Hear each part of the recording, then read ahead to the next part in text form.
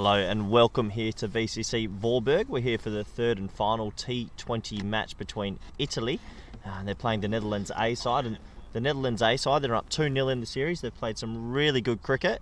And looking forward to seeing how this day goes. It's a little bit cooler here today in Voorburg, a little bit cloudier. It's a day for layers, that's for sure. But looking forward to seeing how this match pans out. And for the Netherlands, winning the toss once again and electing to bat first, wanting to put those runs on the board, which is always the right way to go, I think, on a pretty good wicket and a decent outfield as well. So they'll be looking forward to having a go today and seeing what they can put on the board. Welcome to everyone in the chat and everyone out there that wants to interact with us today. I'll show you our two camera views. We've got the old side-on still view. Gorgeous little ground here, church in the background. And also, we're here with the main view. It's a little bit louder and a little bit shakier, but it's quite nice. So looking forward to seeing how this goes. And it's going to be the first ball of the day coming from Akan, a little left arm seamer, swings it in quite a bit, Razul's into the side today, opening with Levitt, so a few changes for Netherlands 8. Here we go, ball one. And the old traditional, a bit of a Ricky Ponting leave, it must be said.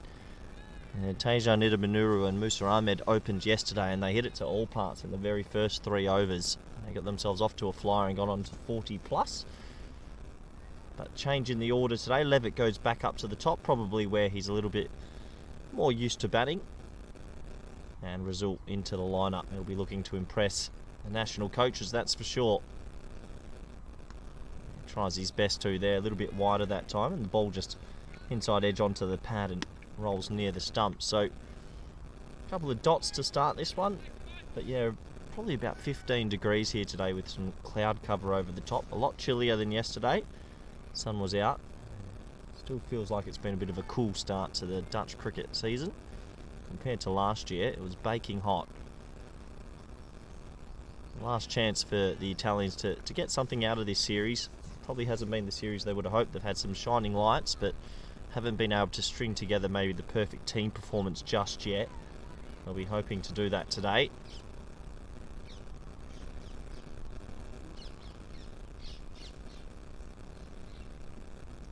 Oh, that's a wild looking shot. Razul wanting to show that intent early, and you can understand that as well. T20 format, especially in those first 6 overs of the power play. Hoping to get on with it and get that score up into the 50 region off the power play if they can. The outfield here is extremely quick in Voorburg. Saw plenty of runs flying around the ground yesterday. 197 was made when they batted first.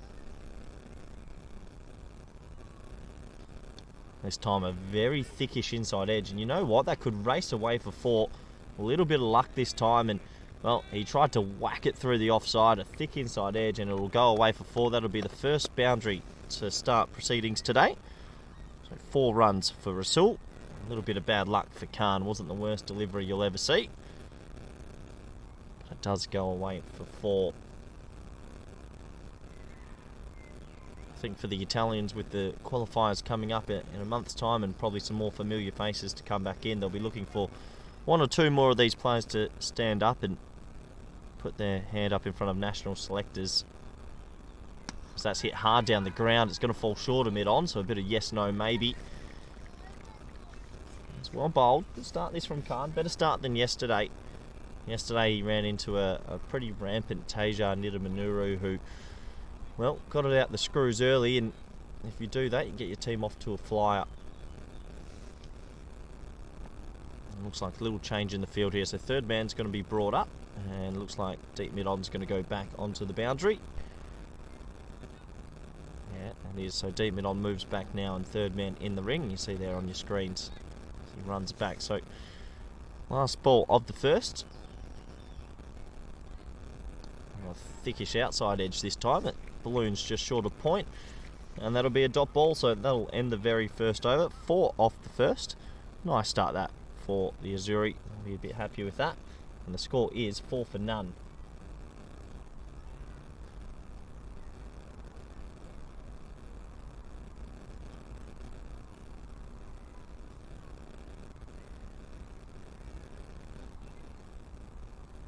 So as we've mentioned a few times in the last couple of days, 3-match T20 series, and this being the third game. The first one was won by Netherlands A up at VRA, a bit more of a low-scoring affair. Yesterday, slightly higher scoring, 190 to 130. Day one was 130 to 80 odd. Today, will it be a little bit more evenly matched? We'll have to wait and see. It's going to be another left-arm seam bowler, tall bowler, Hassan. Seen a bit of this man and can get it through when he gets it right. So he'll be looking to put it in the right spot and see if he can get Levitt out, who's gone back to the top. Levitt picked in the Netherlands side to tour Zimbabwe in about a month's time. So good luck to him as well. Well bowled, really well bowled. Good length, good line. That's the right question. Dot ball to start for Levitt. Levitt came down the order yesterday as they did experiment with the side a little bit, and good young player. He's come into the Dutch cricket scene of late and burst onto the scene with a couple of hundreds and really put his name forward in front of the selectors and been rewarded for it. This time off the thigh pad, won't beat 45 and they'll be able to scamper through for a single. Should be the leg bye to start. So Levitt still not off the mark just yet. Brings Rasul back on strike.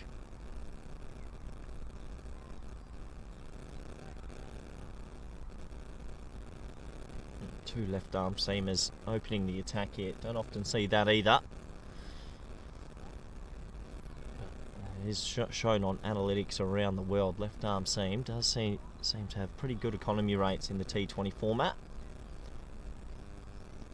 Nice shot, nice shot. It's a misfield as well. Unfortunately, it's been a good start for the Azuri, but that misfield goes through short fine legs, hands, and that goes away for 4. That should have been a dot ball, or at least just one. So that will be the first boundary, well, second boundary I should say, for Azul. Another big thick inside edge and races away. A couple of boundaries to start. A better start here though from the Azuri overall. The Italians have put the ball in the right areas and they're getting it to move just a little bit. Slip in place. It is a chilly sort of day here. Ball swinging a bit. Swinging a bit too much this time. That's a wide down the leg side. A lot of people in the chat early asking what they think the average and par score would be. Tough to tell. I think par would be 170 if I'm honest. It's a good pitch to bat on. The outfield's quick. Yes, it might be a bit cool in swinging early, but still a nice pitch to be out there batting. Oh, that's a really good delivery. Really good delivery from Hassan. It's maybe a left-hander's dream with the ball. Try to bring it back into the stumps and get it to shape late, but well watched from Rasul, who's got himself to 8 off 8.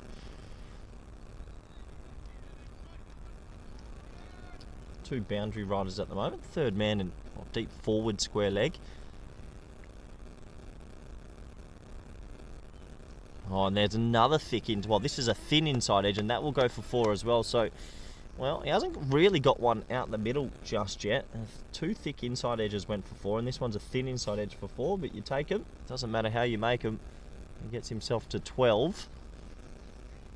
And nice little start here for Netherlands A, and the Azuri will know of Italy. They need an early wicket here. Just feels like in the 2 previous games that have been played in this series so far, they just started slow in both of them and haven't been able to get ahead at any stage. If they can get some early wickets, they'll start to believe. We saw a really good innings yesterday from Prufti, who hit 60 odd. Can they get some early poles? That's not going to help. And just down the leg side, another wide. Mentioned a few times the ball swinging, but it's up to the bowler to also control that swing and get it in the right places. Good to see so many people in the chat early. If you do want to get any questions in or talk a little bit about Dutch cricket or Italian cricket, what's around the corner for both these countries, plenty to come. That's a better line and that's a better ball. Hitting a better length.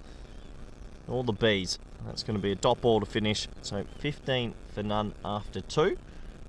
A couple of inside edges have gone for 4, but not a bad start from the Azuri overall. In their beautiful blue kits. I know they've had a lot of new faces come out for this week of cricket. Speaking to their head coach, Gareth Berg, who still plays first class cricket in England. And his assistant coach, Kevin O'Brien, who needs no introduction. Maybe Kevin's history with Irish cricket and what they've been able to achieve in himself personally. Very good coaching staff for Italy. I'll be looking forward to the qualifier in a couple months' time. So Khan will continue. 4 off his first over. Very good first over as well.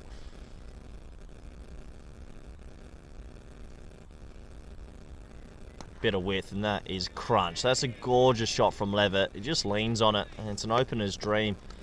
I think when you're an opening batsman, you want some width, and if we had replays, I'd give you one, because that is smoked through the offside. So we're going to start with 4 boundaries early, 3 for Razul, and that's the first one of authority though from the Netherlands 8. Levitt, who plays for VCC, so this is technically his club's home ground, his home ground. I'm sure he spent a lot of time batting on this wicket, and seemed like he saw that one out the screws pretty easily. And crunch again. That's a better shot. That wasn't that short from Khan. I'll say just maybe a tad short, if anything. More the line was wrong, and Levitt sweated on that, picked it early and pulled that viciously through forward square leg. So back-to-back boundaries, and this is that worry time for the Azzurri. They need to somehow get an early wicket. Otherwise, this score will balloon out. The power play is so important.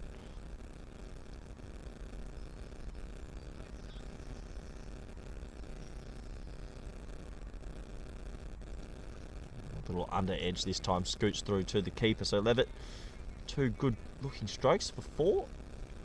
They're racing away a little bit now, Netherlands 8. This is what we saw yesterday. Teja Nidamanuru and Musa Ahmed really came out, showed an extreme amount of intent. Big fan of it. They never turned back. And Levitt again, that's probably, yeah, that's the shot of the lot.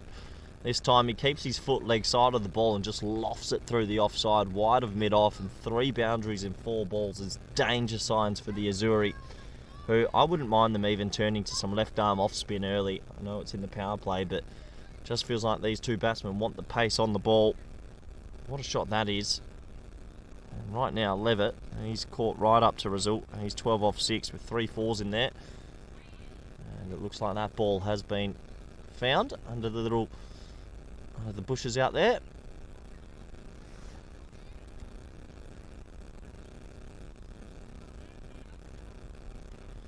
But what a nice shot that is, and to be honest, danger signs early here for Italy. They've somehow got to manage a wicket and change tact a little bit. What can they do? And timed again, and to tell you what, if you want to look up textbook batting at the moment, you're seeing it through Levitt. He's gone square drive 4, pick up pull shot 4, drive through wide mid off 4, and that's a bit more of a late-ish cut through point for 4. So 4 fours around the crease and around the wicket. Really impressive batting from Levitt. It looks like we're going to have our first guest commentator join me after this delivery. But this is a dream start for Netherlands A now. They've gone off to that flyer, which they're accustomed to. And Levitt is dealing in boundaries. Pretty impressive boundaries at that. I think if people were wondering who Levitt is, and if you're only tuning in today and seeing his name in the Netherlands lineup for Zimbabwe, those 4 shots pretty much sum it up. And let's make that 5.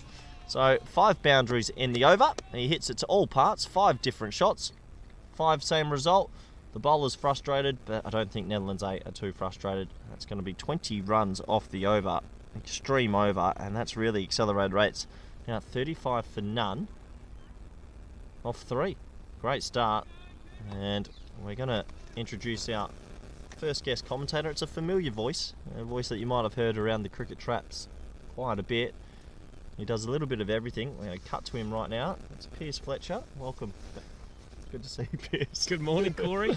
How are you? Yeah, it's a bit chilly today. I've got the VOC jacket on and the extra one underneath. I won't say who it is. And you warm enough today, Piers? Yeah, I'm in the shorts still, Corey. The wind's died down once more. It always makes a difference, but explosive start by these 2. Yeah, very explosive. So we get into the fourth, and well, that's wrapped in, and well, I can imagine Levitt wanting to scamper through because we saw a little bit of class last over. You don't often see 5 boundaries around the ground like that. No, he's a very talented young cricketer. And his call-ups come off the back of some really good form in the top classer, and he's shown bits and pieces in the Pro Series as well, and again showing that class today with those 5 boundaries. Yeah, and he's raced to 20, only dealing in boundaries. You can understand why he's got himself back on strike. He's going to want a piece of this. Yeah, there's good swing here. There is really nice swing for Hassan. He just can't get his line right at the moment. Yeah, it is actually quite nice bowling conditions. It's just a little bit cooler than what it has been the last couple of days with that cloud cover. So ball should do something a little bit earlier. Just went and picked up the ball that went for that last boundary, and it still looks absolutely brand new. So you'd expect him to get a little bit out of it for the next couple of overs, but if it doesn't, then it's these turfs go pretty gun barrel. Yeah, well bowled. Better line, better adjustment. Yeah, you mentioned it's probably nice bowling conditions, but Netherlands wanted to toss and elected to bat first again. Explain that sort of decision and thought process. Yeah, I think the big challenge is trying to give our batters the opportunity to bat sort of a little bit more freely. And see how they go about the scores, and see how they want to go about it and try and put a big score on the board and then defend it. I think that's quite a focus for the squad as a whole. Yeah, he picks up leg side. It's a forward square leg, not a backward square leg. I think that's an error because it goes for 4 through backward square leg. Usually if the ball swings, you should have him a little bit finer. But Levitt, he's got to 24 without a single, without a 2, without a 3. I'm a big fan. Look, personally, I'd like to see him rotate the strike better, Corey, as the coach. But nonetheless, he's showing good intent. Like I say, he's a really talented young cricketer. Unfortunately, weren't able to get him for the last under-19 qualifiers just due to unavailability of schooling in South Africa. But he's be able to sort of come over here to the Netherlands and make it his home. Yeah. He's now based here full time. Moved over early March. So sort of before the South African season sort of came to a close, was involved in pre-season trainings here. Didn't go on the T10 with us, but was pretty close to being selected, and has sort of made every post a winner since for VCC. So really pleased to see him having some success this morning. You can understand. Looks a very complete sort of player, heading it to all parts, and the noise off that bat sounds like a little cannon from a gun at the moment. Tell us a little bit more about his non-striker, Shiraz Razul, who's hasn't got one out the screws, but he's got himself to 12. Tell us a little bit more about him. Yeah, also all on boundaries, so we're not rotating the strike particularly well. Odd start. But nonetheless, again, Corey, he's also only 20 years old, so really impressive young cricketer. I think too often in the Netherlands we sort of write off batters in terms of that. So he's got 4 top-class hundreds, by the age of 20. Not many batters in the country have 4 top-class hundreds in general. An opportunity for him. Start of the season well, got 100 against Excelsior and sort of just put his name up in lights. Came to the T10 finals week last year. He was actually the guy that hit the 6 to win the tournament for us. I have a lot of time for him. I've brought him through the under-19s through that setup. So the opportunity to sort of bring him in here and sort of give him some further exposure is really, really exciting. As Levitt continues on with this only boundaries allowed off the bat, which I do like. It does take us to the end of another over. Good start for Netherlands after 4. It is 42 for none. Yeah, so we've, I think a big focus for us is to continue to bring in these young Dutch-based batters. So the challenge as such is, we have a lot of guys that have come from overseas. We have a lot of guys that are passport holders or have done their time, like your Tejan Manurus, but trying to bring through these guys that are Dutch-born and bred products, like Shiraz, like your Boris Scorlays, and the likes. Tim Etmans, Roel Verhagens were not in the series, is trying to, continue to push those Dutch batters to play at higher levels so they understand what they need to do.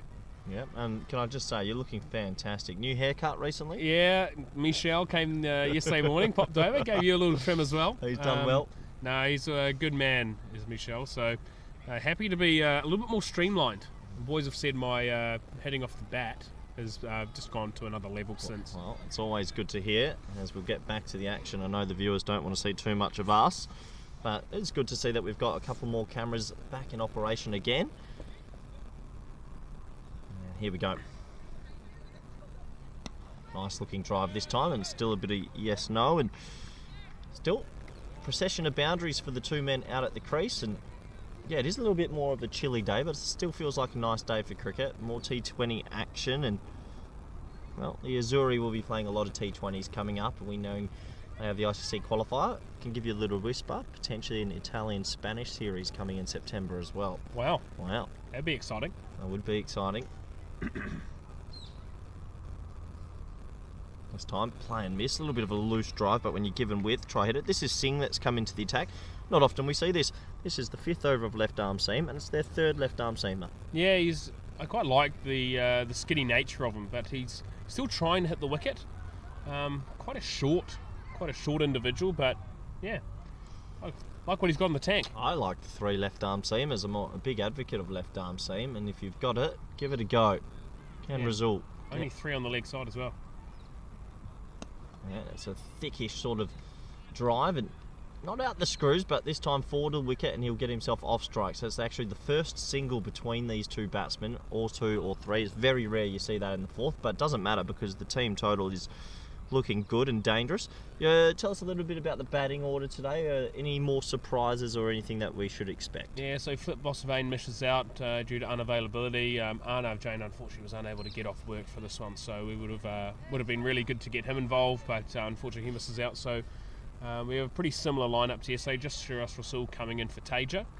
Batting lineup changes, or yeah, so Boris Gourlay will slot in at 3 for us today, which I think is quite exciting. I just want to give him as much opportunity as he can to find some form. So good young cricketer, and just needs more time. On top of that, you've got Saqib Zulfikar back in the lineup in place of Shariz Ahmed. I think a lot of people looking forward to watching Saqib have a bat. Yeah, he looked good on Tuesday in that first T20.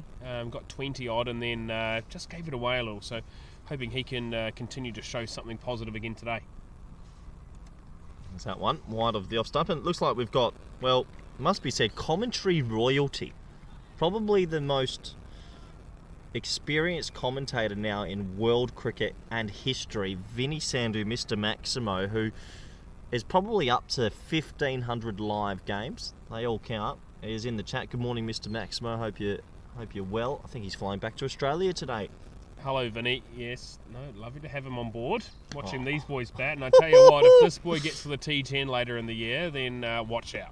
Let's just say, if you bring Levitt and even this similar to the same squad, don't know if there's many teams stopping you. Might have to surprise you in a shootout game, but you've got such good batting stocks, especially in the T10 format, but also the T20 format. Because right now, they're taking the Azzurri to the pieces again. You got a feel for Italy. It just feels like in this mini tournament, that they seem to play catch up a lot, but if they can get a wicket or 2, they might be able to get ahead. Yeah, they've never quite got a foothold in the game. I think they've really struggled to sort of get in the fixture. Probably the last time they were properly on top was those 2 early wickets against at VRA. So yeah, quite difficult for them to sort of get into it. But nonetheless, I don't feel like they've tried pretty hard throughout. And that's a good bit of fielding. It's just off your screen there, but that was a really good bit of fielding. That could have gone away for 4, and it's the end of the 5th over, and 48 for none off 5. We'll say a quick hello to Mr. Maximo. Hello, Vinny. Where's the camera? The camera's just in front of you. Hope you're well, Vinny. Have a safe flight back to Australia. And he said that it's under 1,000 by the amount of games he's done. He's actually up to about 2,500. Will that record ever be broken? It's a lot of games. It's a lot of games of cricket. It's a lot of screaming. But no. I'd highly doubt it.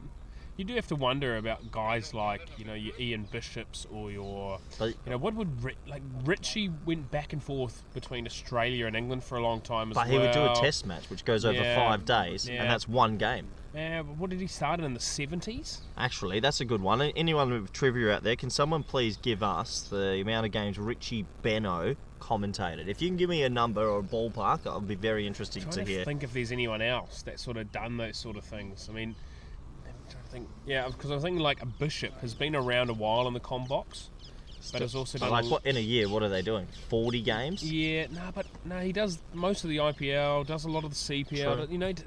Yeah, those guys are doing a lot of cricket as well, and over probably a slightly longer period at the moment, but I'm sure Vinny will catch them quite quickly in terms of number of games. Shot, that's in the gap, and Levitt feasts on something a little bit short, and he gets that away for 4. Coming into the attack was Pratuvi, who impressed us yesterday with the bat. I actually think his left arm off spin's okay, but this time it goes away for 4, and that brings up the 50 partnership. Not like Netherlands A over there have noticed, and there's no applause coming in as Pearce will clap. Well, that's what happens when the coach isn't in the tent. They still haven't noticed that it's the 50 partnership, but it is 52 off 5.1 overs.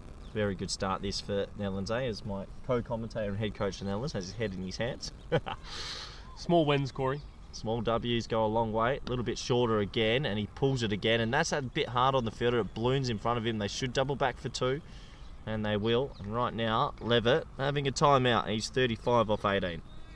Yeah, he's a big focus for our Dutch-based guys. Has been working on playing against spin off the back foot. So the sort of bowling has been quite good, especially with that sort of gap one dead straight down the wicket and also over the mid wicket who's in the ring. There's a good opportunity for him to continue to practice that as he goes on the sweep, and that's another boundary. Another boundary, unfortunately, Pratuvi, who bowled pretty well yesterday, just gone a little bit straight there, and he's swept that away beautifully for 4. A message coming in from Prasad Bunning, big fan of Rico's commentary. Well, if you want ballad, you can turn it over to the Bulgarian ECS right now. But if you want some real cricket, stay with us, because we're in a T20 battle between Netherlands A and Italy. And right now, Netherlands A continuing on where they left off with the bat yesterday. Yeah, it was a splendid performance yesterday. Look, I think we were a little bit lacklustre in the field, so that's a big focus for us today. But from a batting perspective, very, very pleasing. Levitt, 30% more cautious this time. Just pats it back. Big partnership brewing again here for Netherlands A. We're looking to clean sweep this series, and, well, go on to the next one. What's the next assignment for Netherlands A? We've got Germany and Austria up in Deventer, Corey. Looking forward to having you up there for the for those T20s. Looking forward to that drive. As Levitt punches that one into the leg side. And could think about 2 here, you know, if they're a match aware, but they'll settle for the single. Brings Brazil back on strike. And yeah, when are those games? That's quite soon? Or? No, that's end of June. So we've got a little bit of time now between now and then. Yeah, and obviously we'll lose quite a number of our squad that's playing in this series to the World Cup qualifiers. Those guys will still be away in Zim, so it'll be very much an A side, probably with no international experience. But nonetheless, yeah, it's going to be a good experience for them. And they scamper through for a leg bye this time. Take them to 60 for none off 6. Power play over all the points Netherlands A. Louis Bruce jumps in the chat. Young Gibraltar cricketer, saying, what's the wicket looking like? I can tell you, pretty flat. Yeah, Tom de Groot, groundsman here at VCC, has done a splendid job of providing a stunning pitch. Louis, it's a hybrid wicket, so it's a bat first wicket. Yeah, yes, it's a bat first wicket for sure, even with the overheads. But yeah, so the wicket's got artificial grass actually sort of sewn into it, so it's able to last for longer and meant to be able to hold the wicket together better and then allow for more pace on a more consistent basis. So yeah, it's quite it's been quite good. It was really good yesterday, good again today. For people that don't know, I'm the button clicker today as well, working on the 4 camera views, so double pay, which is fantastic. Look, what are your thoughts on this one, the little commentators / Vorburg Cricket Club, the side on, side on? Yeah, it's good, isn't it? Tell you what, Frogbox, if you're watching out there, send us an email. Me and Pierce Fletcher, we're ready. As it looks like still a little bit more left arm seam from Singh here. I do think there's scope for a top class game of the round for us to be going to. What happens if we had all 5 games linked up and we were doing all 5 games simultaneously? We covered like a Gillette Soccer Saturday, but for the top classer. Who was the man off Gillette Soccer Saturday? Jeff. What's his? Jeff Stelling. Yeah, ought to be Jeff Stelling. Yeah. And over at Vorburg, we've got VCC playing HBS. Over to you, Pierce Fletcher. Yeah, and then I will be able to sort of talk about the game. I like it. Yeah. Well, we could have guys posted at different venues, and we could do it from the kennel couch. Oh, so many good ideas, all upstairs, but no one asked us. But if you do need any more ideas, you can.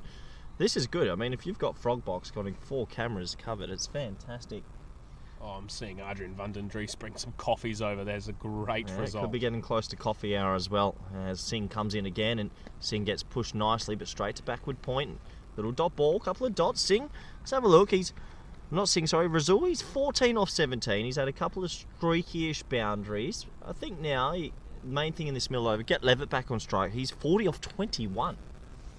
Yeah, I think for Shiraz, I think the big learning for him is just continuing to work on his rotation. Generally quite a good ball striker and hits the ball quite hard, but nonetheless, it's just trying to be able to find those singles in between those boundaries. No, don't need singles when you play shots like that. A gorgeous cover drive, sumptuous even. And, well, Chris Kamara would have enjoyed that one. 4 runs. Yeah, that's a stunning shot. It's a half volley, and he's got quite an interesting technique. So he generally whips his hands through those balls, through the covers, a lot like what Buster Later does. I mean, if you can remember Bus playing, sort of generally whips his hands through his cover drive. Never saw him, unfortunately. No, unfortunately, you never really played against him much. He tried to bounce me in a jockey lead once, but no, young Bus. I never got to see too much of him, but heard really good things. But yeah, so quite whippy with his drive. So same sort of thing there. He sort of gets his hands through the ball. Change of field again here, Corey. Looks like the deep extra cover is going out. Yeah, it's one of those things. I feel like they've had third man a lot in this series, and I just think that potentially you could have the third man up. Looks like a very peculiar sort of field, actually. Yeah, you go. Yeah, it looks like we've got the mid off, sort of a backward point, then a deep cover and deep cover point. Bit of a different sort of field, but we'll see if it pays off. Obviously, Italy trying their best to find a wicket. Yeah, deep point and deep extra cover in place. No cover fielder in the ring. And that's good batting. That's exactly what we're touching on. If you can keep rotating the strike, get Levitt back on strike, you'll be happy with that also. Good to see so many people live. We had overall yesterday, at the end of the day, 7.7 thousand viewers. Yeah, it's brilliant. It's really important that we continue to give the exposure to, one, the Italian side, but also to our Netherlands A guys, and show that there's an effort being made by the KNCB and by by the European nations, that we are trying to continue to push it forward to the next level. So yeah, really, really pleased with the level of coverage that we're getting in the series. And that's a little bit of a underneath the bat, one wide of stump. But yeah, you'd be surprised how much cricket is on in Italy, in Milan, Bologna. The ECN go to each city. There's that much cricket. They go do a week in each city to find the best team. I happened to be in Bologna last year, and there's this place called Fico World Italy, and they were doing buckets of gnocchi for €6, and I can tell you, I touched a bucket or two. Touch greatness. What a country! What a country! I tell you, they've come up with some great things, haven't they? Yep, they have indeed. As Singh again gets pushed this time very gently down to third man. Soft hands from Levitt, and that should help him have the strike back. Good batting, 41 off 23. The score is 66 for none off 7. Dream start as we show you a little bit of what we've just been handed. And I want to say thank you to Adrian Van Dries. And thanks, Adrian. The coffees here at VCC, not bad indeed. Yeah, it'll do. Have you had a tosti from here before? No, I have had a tosti from here before. I would say probably top 5 in the country, but quite expensive, Corey.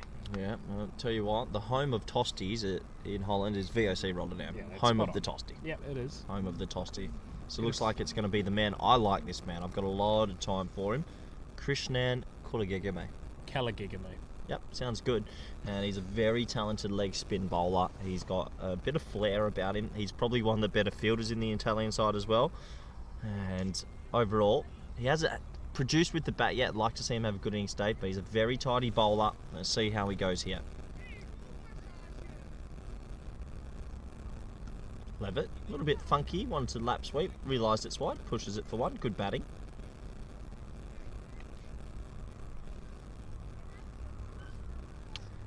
Nice start this for Netherlands 8. Calm cricket, hitting the loose ball when required, no real risk taken. And one of these two will be looking to go big with it. Kalagegame again. Oh no, I've put the kibosh on him. It was shortish, it was wideish, but I tell you, this man seems to be able to get a little bit of luck sometimes with the ball, but leg spin to win. Razul has to go 19 off 20 deliveries, a short wide one, and he just picks our backward point. Yeah, it's always the way, isn't it? It's actually not a bad ball in T20 cricket. To be able to sort of just hang that ball wide of the off stump, and especially when you're looking to score, you're always going to try and hit that. So, look, not the best piece of bowling, but nonetheless got to be caught, And Russell falls for 19.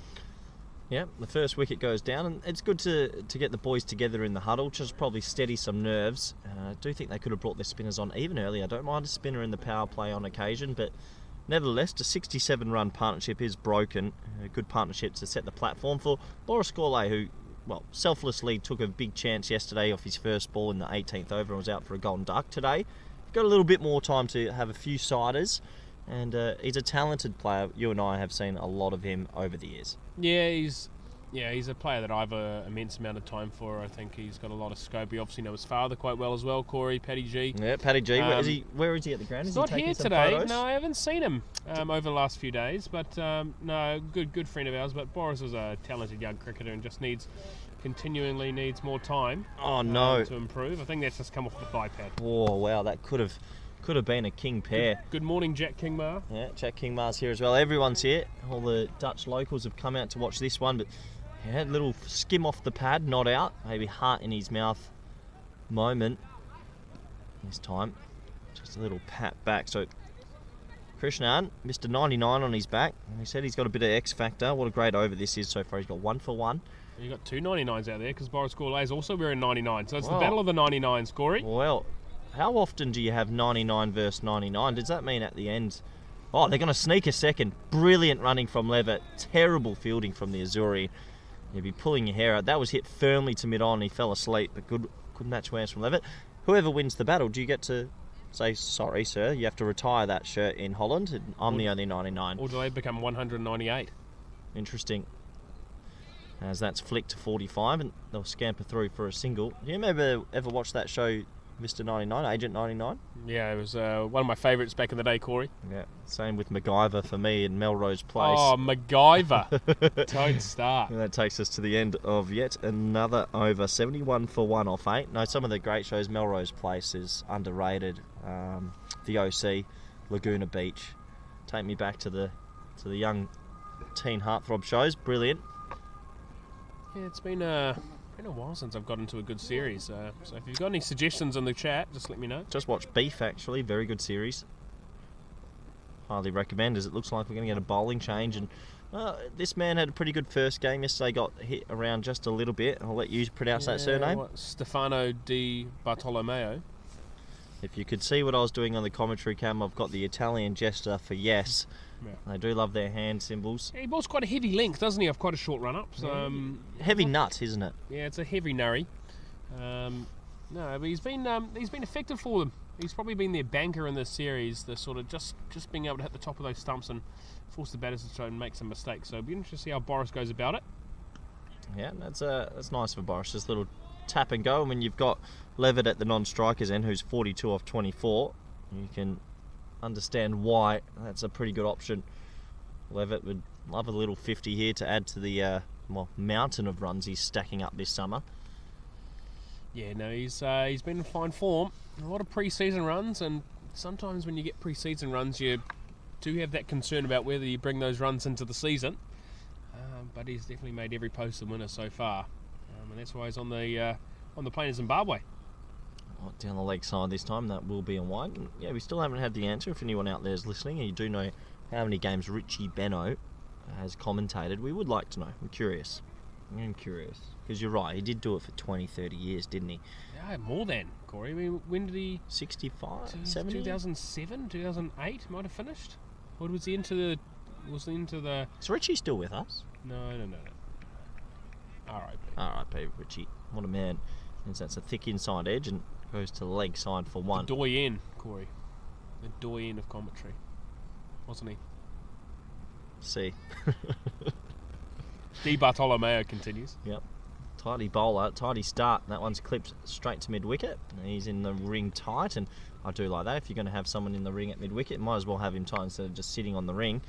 That's that shot, Dan. If you're in form, you find the you gap. Either go, that ball goes to the long on, or that ball goes square of the fielder. So it's just something for Boris to continue to focus on is just keep trusting his own abilities. Oh, that wasn't far away for some buzzers. Yep, so he gets himself another single. It's a good little over so far. No boundaries conceded. Only 4 off the first 4 deliveries. If they can make sure there's no boundary here. Just starting to peg it back, the Azuri. well bowled. A little bit of tape ball cricket from Di Bartolomeo. D. Bartolomeo. Stefano's bowled really well. And it's just a little shuffle sort of run up. But I've got time for it. He's been effective, the right arm seamer. And I might have called a wicket here, have I? This is a tough one, it's high. And, oh no, it's gone straight through the bread basket. It should have been caught. It really should have been caught. Went straight to deep long on. He barely had to move, but he just didn't feel too comfortable. And in the end, it will be 4 to Levitt. So Levitt gets a life. He moves on to 47. And overall, they're the small little things going his way there. It's 78 for 1 after 9. Yeah, I like the intent of that shot, but you know, I think there's always like a good focus, which is just like you want to be able to try and hit that ball a bit flatter and a bit longer, Corey. You feel for Stefano there, because he's bowled a good over. The release shot comes and it gets spilt on the boundary rope, and that should have been 1 for 4 off his over. Instead, it's none for 8. Cricket's a cruel game. Yeah, it can be. Just the Dutch just slowing down a little bit. Just put a bit of a partnership back together, and it's a fine margins is T20 cricket, and let's just say that is caught, which it should have been. It's then 2 for 74 off 9 with 2 new men at the crease, and you're starting to think, okay, we can limit them to 150 here. But unfortunately, the chance is gone, and well, Levitt, he's got himself to 47 off 27. Make that 48, maybe 49 if Boris is quick enough. They'll settle for the 1. It's good to see so many Dutch players go on and make some 50s, I have to admit, especially in the Pro Series as well. Some players are really putting their hand up. Yeah, just slowly growing in confidence and trust in their skill set, and I think that's been a big focus for the coaching staff, has been continuing to try to push these guys. Boris Gourlay, a little tap and run. He's working in singles at the moment, but happy to, doing his job. Good start still for the Netherlands. Plenty of batting to come. The boys look quite relaxed in the white marquee over there. Thank you very much to everyone at VCC. The ground staff have been fantastic. As he goes for the paddle sweep, he must have got a little bit of bat on it potentially. We'll have a look at the umpire. He does. So Levitt gets himself to 49, 1 away from another little milestone. Yeah, like the option. Again, just trying to be clear with those high percentage, low risk, high percentage run scoring shots and low percentage risk shots. Those are quite critical for us as a side. You know, we're really big focus is to try and take care of those single balls. So we're always trying to rotate and then look for those boundary options in between. So 1 away from 50 for Levitt, who's had an outstanding week with the good news of going to 50 over qualifier. Can he get there? You bet he can. Punches into leg side. They'll definitely get 2 here as well. It's in a big pocket of space, and Boris Gourlay doubles back for the 2. Warm round of applause for Levitt, who's come out here and batted sensationally. He's got himself to 51 off 30, 31 that is, pretty comfortably. That over with the 5 boundaries all around the ground just displays how good this man is. And at the end of the 10 overs, it's 85 for 1. Corey, I'm just going to drop out for a couple of overs and I'll pop back maybe around the 15th over mark. No worries, Pierce. Good luck to you and good luck to all the boys. And I know Netherlands are pretty happy at the moment, you'd have to imagine, with this start. 9 wickets in hand. Plenty of time to go probably at 10 and over they'd want from here with 9 wickets in hand. You add 100 on the board, we're looking at 185. Still a long way away. Here we go, Boris Gourlay, he's on strike now. It doesn't time that out in the middle, but loud confident call of yes, and they'll get through for another single. Gourlay doing what he needs to do at the moment, just the odd ones here and there to get Levitt back on strike, who, well, this is party time as an opener. You got to your milestone, it's 10 overs to bat, and he'll be looking to get a couple more out the screws here and really accelerate. Oh, he looks for it, and it's a ballooning edge, and it's well caught at third man. What a fantastic catch that is. That really flew away. He looked to loft it over the offside. Unfortunately, a thickish edge just kept flying and flying and flying, and that's a really smart catch out there. I think that's from Hassan Ali, who holds onto it, and the second wicket will have to go. It's a big wicket because Levitt looked extremely dangerous today. He has to go for 51 off 31. Good T20 innings that. He can hold his head up high. And the score now is 86 for 2.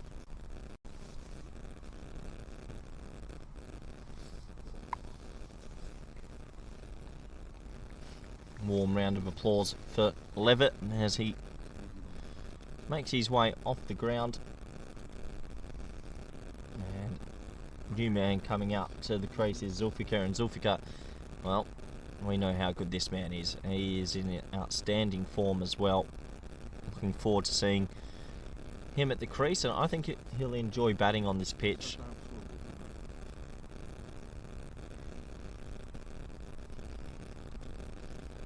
Comes in at a time with his team in a good position. He'll be looking to accelerate. Might take a couple of balls to get himself in, but we know when he hits it, it stays hit.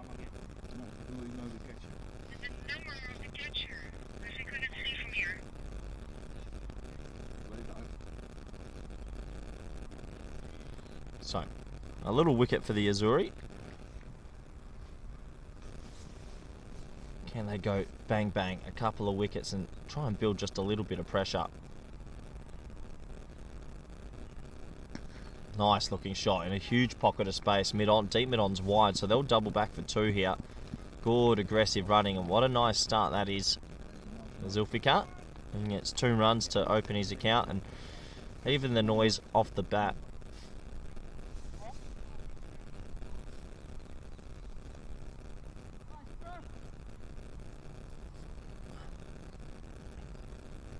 This time playing miss, but yes, Saqib Zulfikar. He's been called up to the Netherlands side.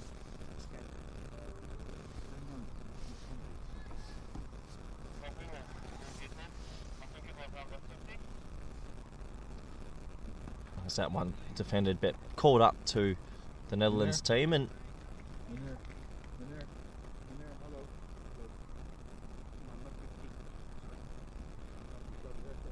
we'll be looking forward to a good innings today. Saqib, as ground staff move someone from the sight screen, and that's punched outside the off stump for another single.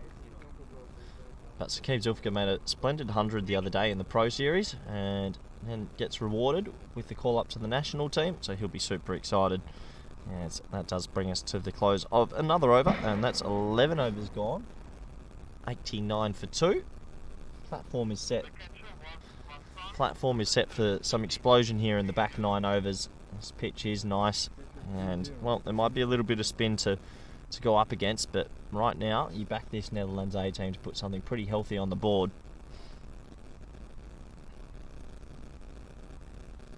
Saqib Zulfikar, very talented player of spin as well.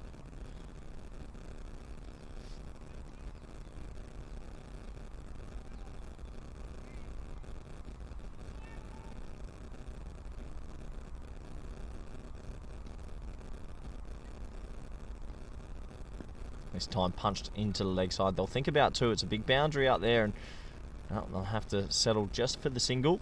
A good spell though here from KNCB. He's bowled really well. He's got 1 for 12 off his 2 overs so far. Nice little punch stroke. Not really looking to hit it for a boundary. Maybe trying to go a little bit more over cover that time and get 2, but it's only going to be 1. He's already just pegging it back a little bit. Doing enough here. They don't want to chase 180, 190. If they can keep him to 160, I think they'll be happy. This time off the thigh pad, and they'll scamper through for a leg bite. So good running again. A nice little passage of play here, the last sort of 10 to 12 balls for the Italians, who are doing their best to get themselves back in this game. Oh, half a chance maybe, just wide of number 99. Single down the ground.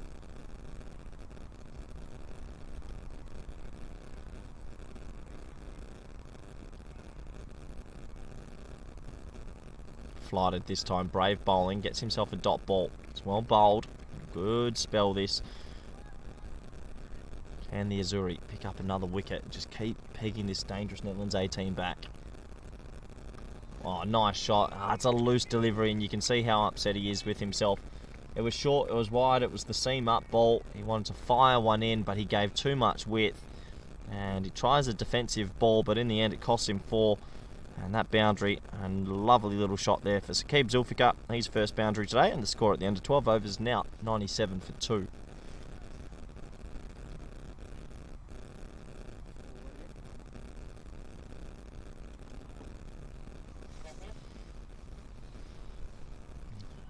a really important passage of play at the moment.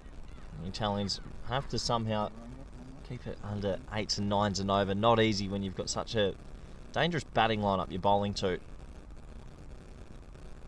You see there, Boris Gourlay, lovely deft touch. I think he will come back for 2 here. Yeah, he will. Well, it's a good throw. It could be tight, and it's a big appeal, and it's been given. Well, that's a close call. He's a little bit disappointed, but he's been given out, run out, and that'll be one to look back on the frog box. It was tight, and he turned for 2. I thought it would be there. Left-handed thrower down there at third man, but a good throw straight to the keeper, and he'll have to go. Unfortunately, we don't have replays today, but we'll have to trust the on-field decision. Must have been close. Knowing that reaction, must have been very tight indeed. An important wicket for the Azzurri, who are in the huddle and starting to believe they're getting back into this game. Boris Gourlay run out by Singh for 12 off 14.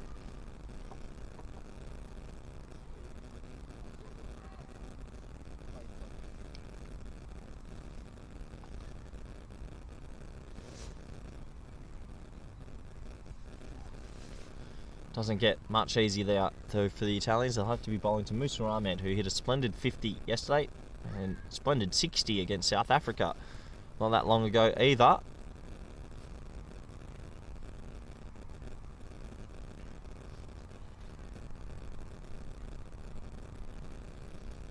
He comes out in the middle order this time. Dangerous left-handed batsman. Hits it very well square of the offside, but can play 360 as well.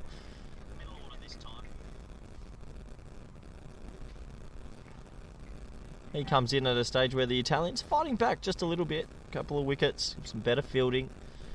Can they go bang bang? They're going to need to get Musa out early, otherwise they'll be chasing something very high. These two batsmen are extremely dangerous.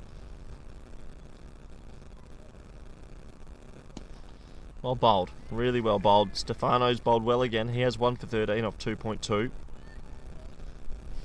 They've just found a little bit of rhythm, these bowlers from Italy, just in the right spot at the right time. Loses his run up this time, and Musa yet to get off the mark. Can they get him out early? Nice looking shot as he gets himself off the mark. Nice wrist, and we'll think about the second, but it'll only just be one. So Musa off the mark now as the team total trickles over to 99, almost the 100 up.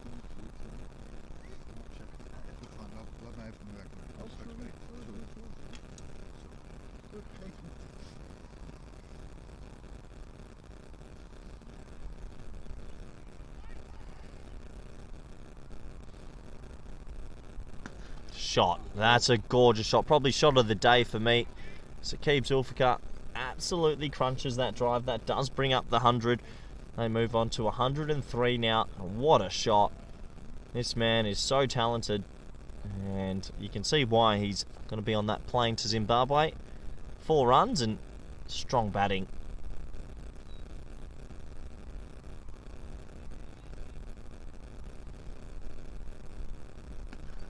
This time 30% more careful, just pushes it out to cover. But while Saqib Zulfikar's there and Musa Ahmed's there, Netherlands, even though they've had a little bit of a wobble the last few overs, they won't be too deterred.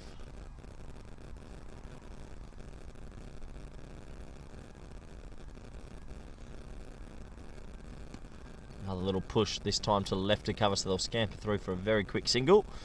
It's good batting. Pretty decent over again though. Run out in it, only going for 6 off it. And at the end of 13 overs, 104 for 3.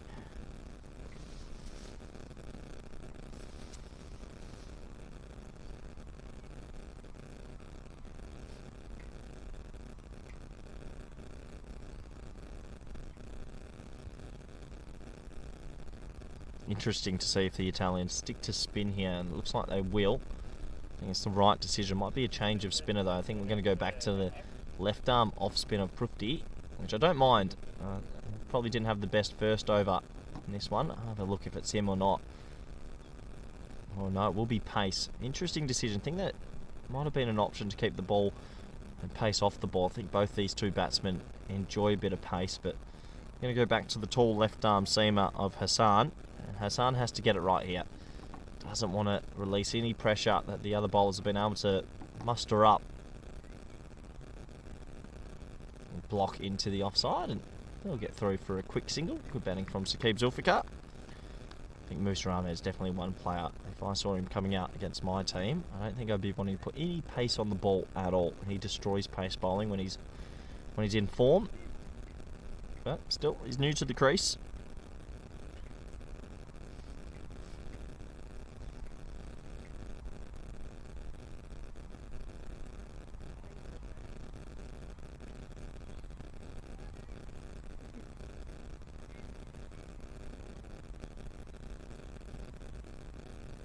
Full ball flicked away, and that's what I mean. He's just so good against pace. He catches up with that easily, and it goes for 4. Just that pressure releases a little bit. Musa Ahmed gets his first boundary. Deft touch, good shot. Keeps his game plan simple, and if you miss your line and miss your length and don't get it right, that's what you can expect.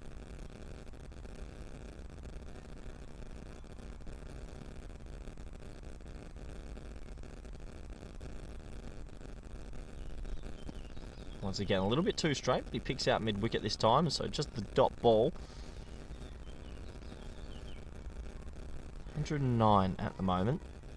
Plenty of time still for the Dutch 11 to open their shoulders and probably kick on to something big.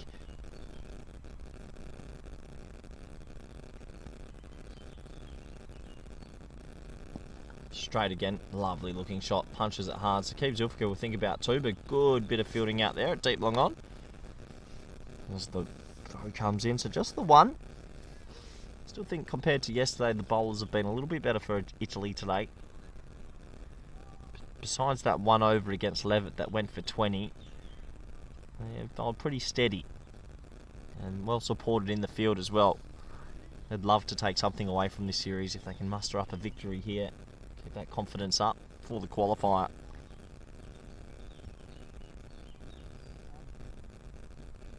Straight again, punch to the right of deep mid on, and we'll just get a single this time.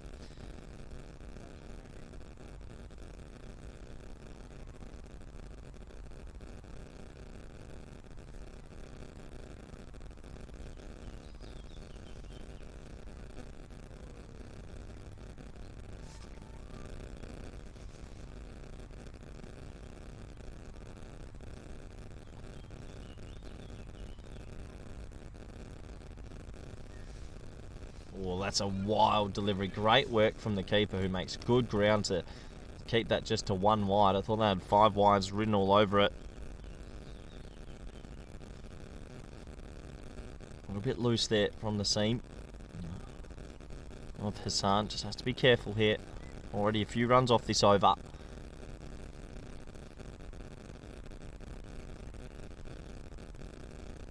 Straight again, and beautifully timed from Musa Ahmed, who's loving the pace on the ball. Little punch down the ground for a single. Takes to the end of yet another over, and still Netherlands A, despite a couple of wickets in the last few overs, in control of this one. It's 113 for 3.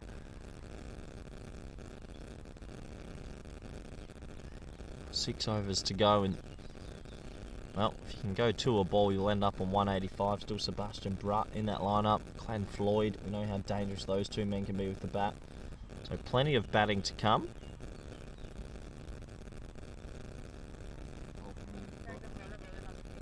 And with so much batting to come, I dare say we might be on for a bit of a treat here if one of these guys do get going.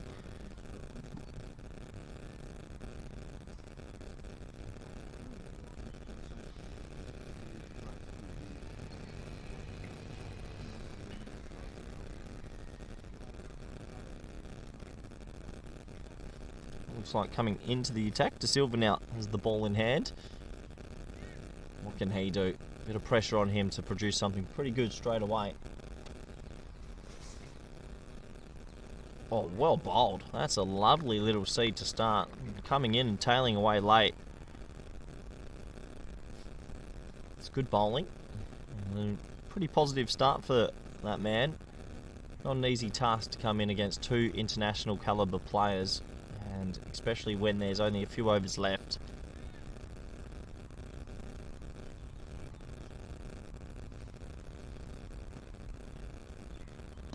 Nice timing, leg side. This time he picks out deep backward square, so I think they'll only be able to settle for the single, and that's the case. So just the one run.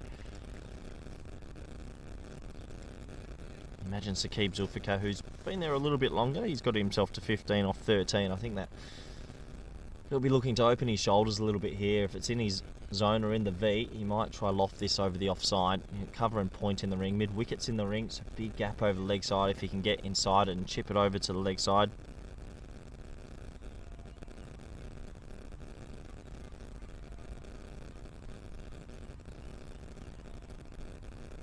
Well, there's that big gap I was talking about, and there it goes. They took the risk by having third man back. I think you've got to have deep mid wicket at this stage.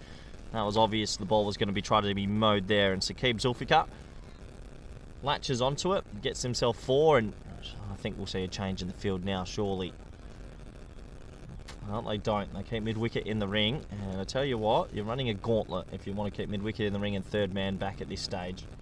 Saqib Zulfikar's thinking one thing and one thing only, and that is hit it hard. And he does exactly that this time through the offside. And good aggressive running. They'll get back for 2. And it feels like it's party time here for Netherlands 8. Expect to see some strokes played, and good aggressive running. Another 2 to the total.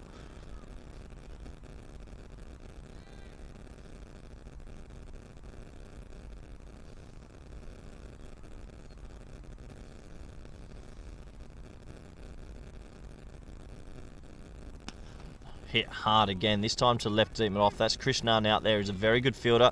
Gets unlucky, a bit of a bobble as it just about to hit his hand, so they get back for another 2. And that good aggressive running from the Dutch, once again showing why they are such a strong cricketing country these days, and these fringe players and national players playing some good cricket this week again. So 4-2-2 to Silva, not easy. And there it is, over mid-wicket, and that was just sitting up, begging to be hit. No deep mid-wicket in play, so it's pretty much a free shot. Even if you cloth it, you'll get runs for it. It goes all the way for a gigantic 6. Saqib Zulfikar, he's got himself in. He's got himself to 29 off 17.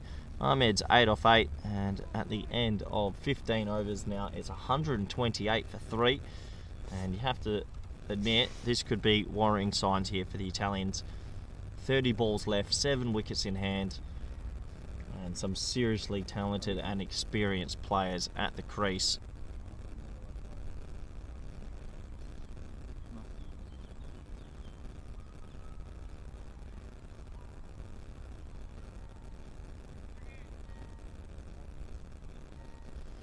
So 5 overs to go. These 2 men. Good opportunity here to play some pretty expansive shots, you'd imagine.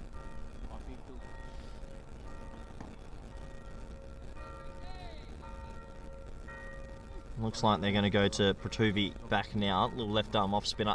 Would have liked to have seen him come on a little bit earlier. I know he had one poor over that went for 12, but I think he's been a bit of the shining light with the ball overall for the Italians. He's going to come in now to left-handed Musa Ahmed. Nice little start, firing it in at leg stump. I think with Musa here, wouldn't be surprised if you see maybe the slog sweep, one of his favourite shots, see if he can get enough of it over the leg side boundary. Not the slog sweep, but standing pull shot. Big pocket of space, and oh no. Well, it goes for 4. Has to be said, the Azuri, just a couple of the members out there missed a couple that they shouldn't have. That should never have been 4 runs, but a bonus 4 for Musa Ahmed. And that's pretty unfortunate for the bowler, who bowls a good delivery, and a 1 turns into a 4.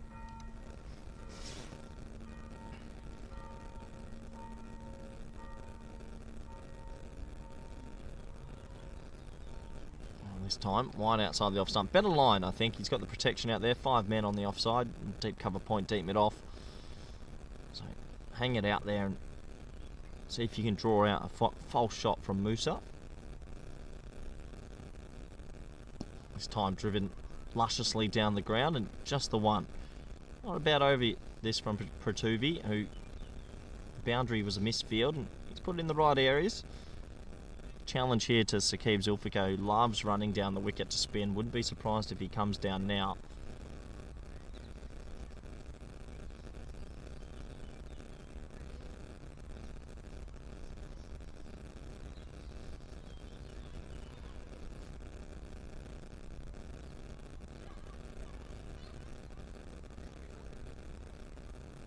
Slight delay as they change the field, make sure they get it right.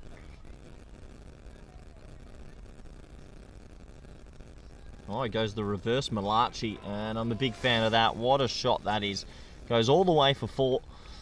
Pulls out the reverse. Thought he might run down the crease, but you don't have to when you've got that in the locker. 2 backward points in the ring. Reaches with, picks it up. Nice shot along the carpet. Safe batting, really. He's now racing away. 33 off 18. And the score is starting to climb for Netherlands 8.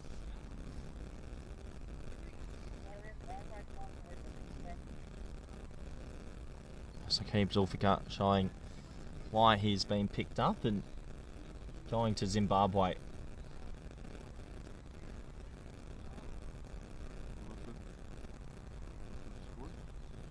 So last ball of this over, and pretty good over for the Netherlands A in the end. These boundaries just helping tick along.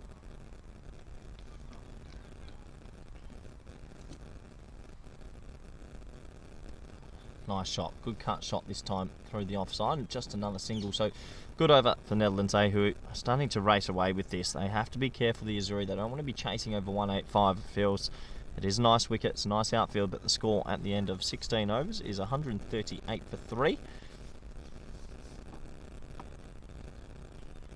As we have 4 overs left on this cloudy day in Voorburg.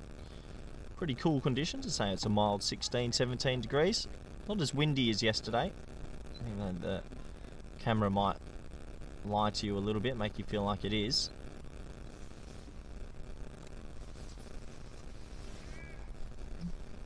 Nice to see P. Moran in the chat. Good morning, Dutch fans. Ireland supporter here.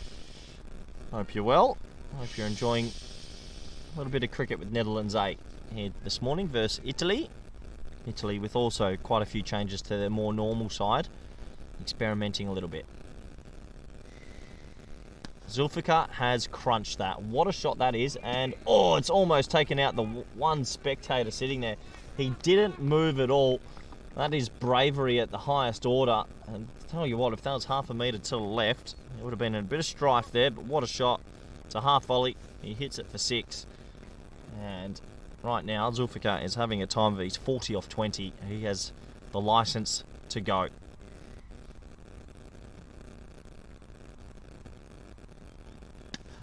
Gets that as well. No deep mid-wicket. It's crazy. The captain has to put a deep mid-wicket in. Just giving this batsman too much room on that leg side. And another boundary, a 6 and a 4 to start this one. And left arm seamer Singh needs to take some initiative and tell his captain, I would like to have a deep mid-wicket. And now we see the change. Third man does come up into the ring and mid-wicket does go back. Sometimes you've got to take initiative as a bowler and set your own fields. You know what's coming out of your hand. 44 now for Zulfikar, who's staring down the barrel of a 22 ball 50 if he gets this one out the screws. Gets it out the screws, but it's along the carpet, and that could go, you know. No, great fielding out there. They'll just double back for an easy 2. That's the 150 up for Netherlands 8.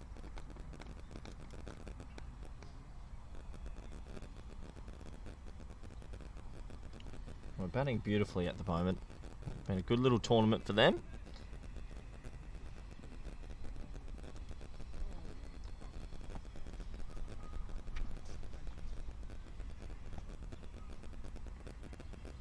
Width, again, hits it hard to Krishnan out there, who's going to be able to cut this one to a single. Really good fielding.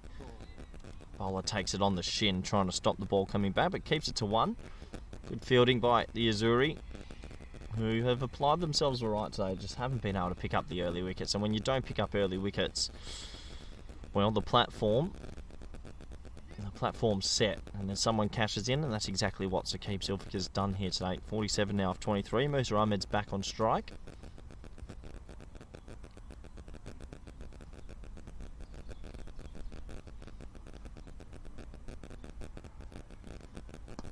Hit down the ground. They'll think about 2. I reckon they might go here, and Saqib Zulfikar is going to go good one-handed pick up and a half decent throw, but they'll get back for an easy 2. Another feature of Netherlands 8 over this week has been their running between the wickets, been fantastic. Just getting enough pressure on the fielders, and taking full advantage.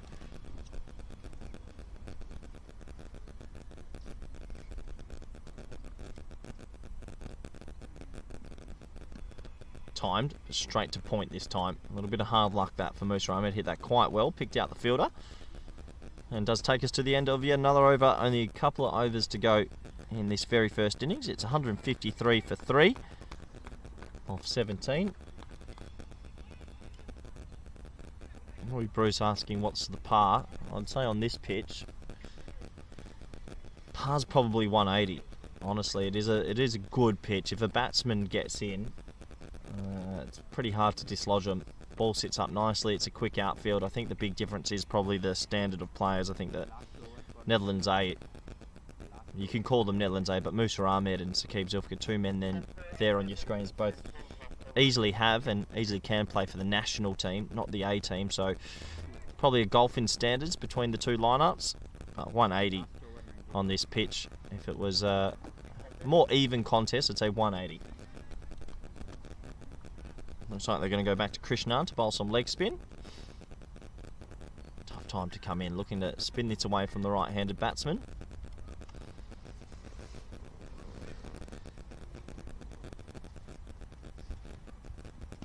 Hammered, shot, 4. Well, Zulfikar is having a time, but that's his 50 off 24 deliveries.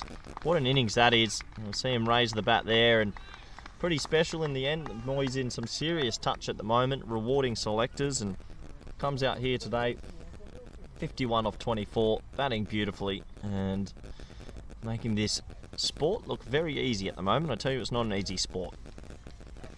It's a difficult sport to be good at. Not for Saqib Zulfikar.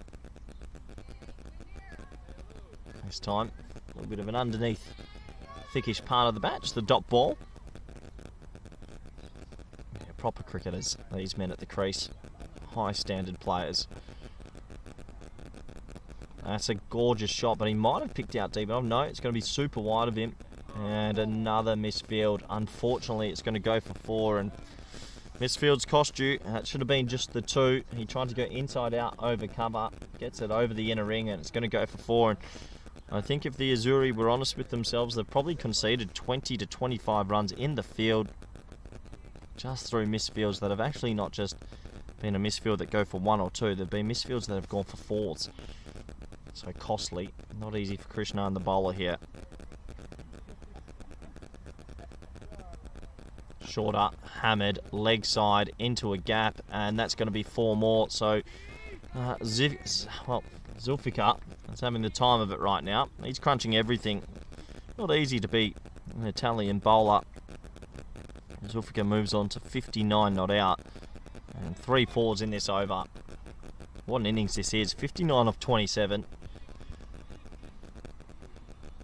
Hitting it flush off that beautiful bat of his. Not many places for the Italians to hide right now. Dragged down and over extra cover. That might be one of the shots of the innings. It's not easy to go over extra cover, and he does exactly that. And Kalagegame, if people have seen him on the ECN network, he's a very talented bowler, but right now he's up against it. Saqib Zulfikar's in the form of his life. Batting beautifully. Made a splendid 100 the other day. And on 63 now. Pim Moran asking how many did Max O'Dowd make. He didn't play today. Max O'Dowd's in the Netherlands national team. This is the A team, Netherlands A. As this time 30% more careful. Pushes it into the leg side. They'll think about 2, but I reckon Saqib Zulfikar wants the strike. Fair enough. As the over goes for 17. And at the end of 18 now, it's 3 for 170. Yeah. People are just tuning in. This is the Netherlands A, not the national team. You can see it on your screen there. It says Net A, or Netta.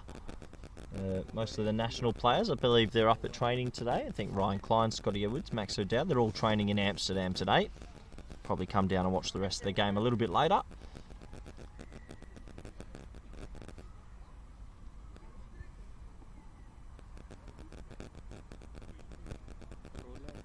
So, 12 balls left. What are we looking at? 170. I wouldn't write off 200 here. 15 and 15. If they get 1 or 2 out the screws, could be on. Yes, it's big boundaries, but it's a beautiful outfield. That's well bowled. Good start. A little flick, and they'll get 2 here. I understand he wants to get the run out, but probably should have held on to the ball there, and they'll get 2.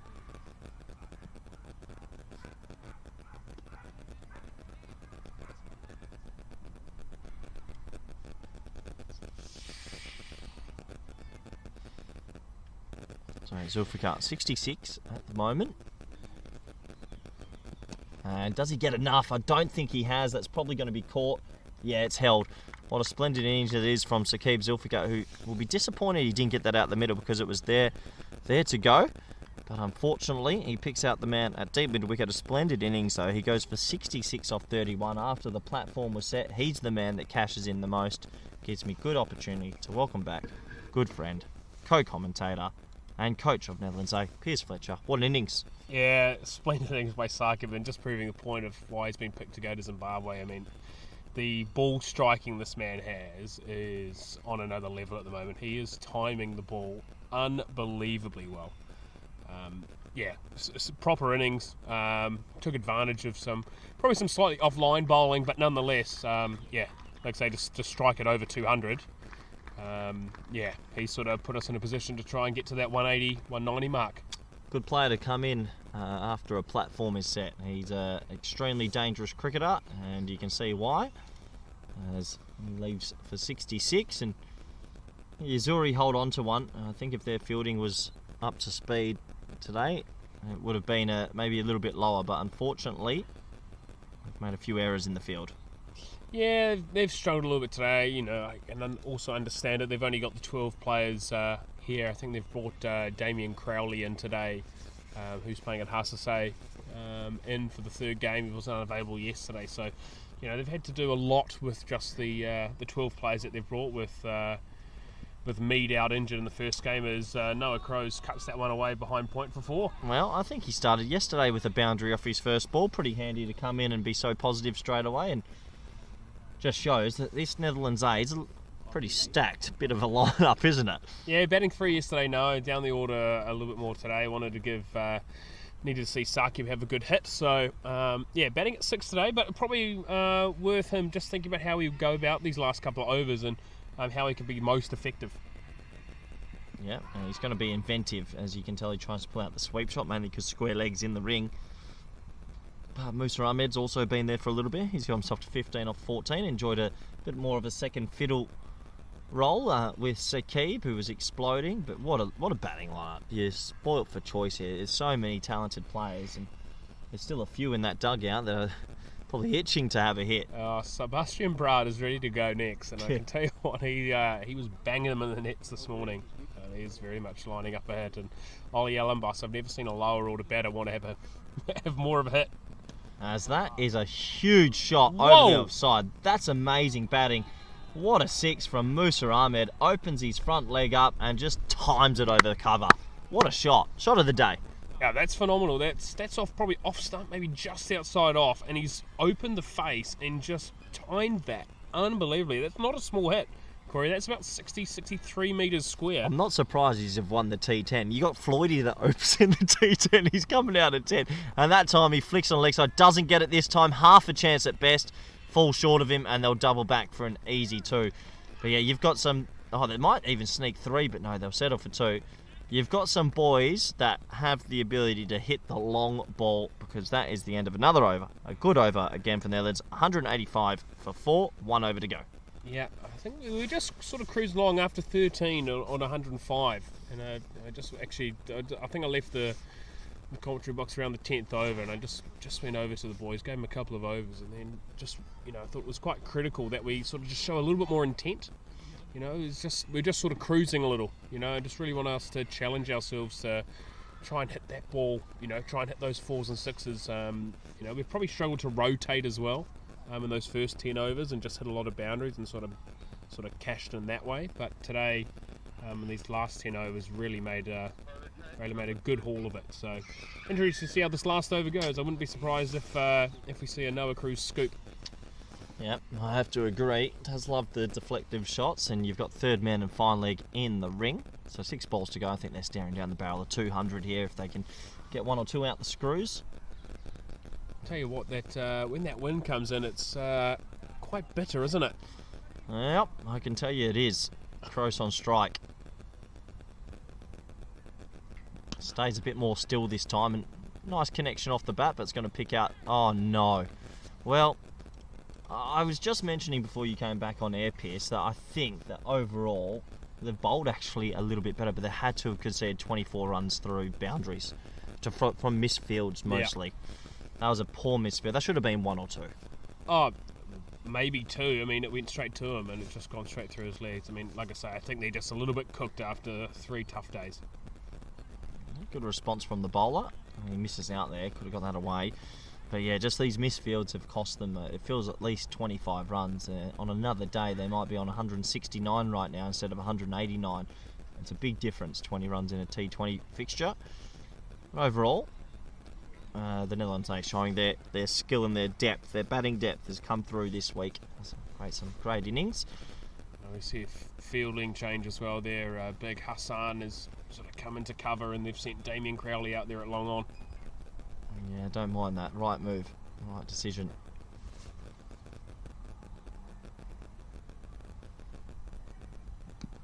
Big, thick inside edge, and right call from Musa, who wants to get back on strike, obviously. Gets himself back on strike, and good morning to Isaac, who's just jumped in on the chat. G'day from Tasmania. Isaac, the 3rd New Zealand island.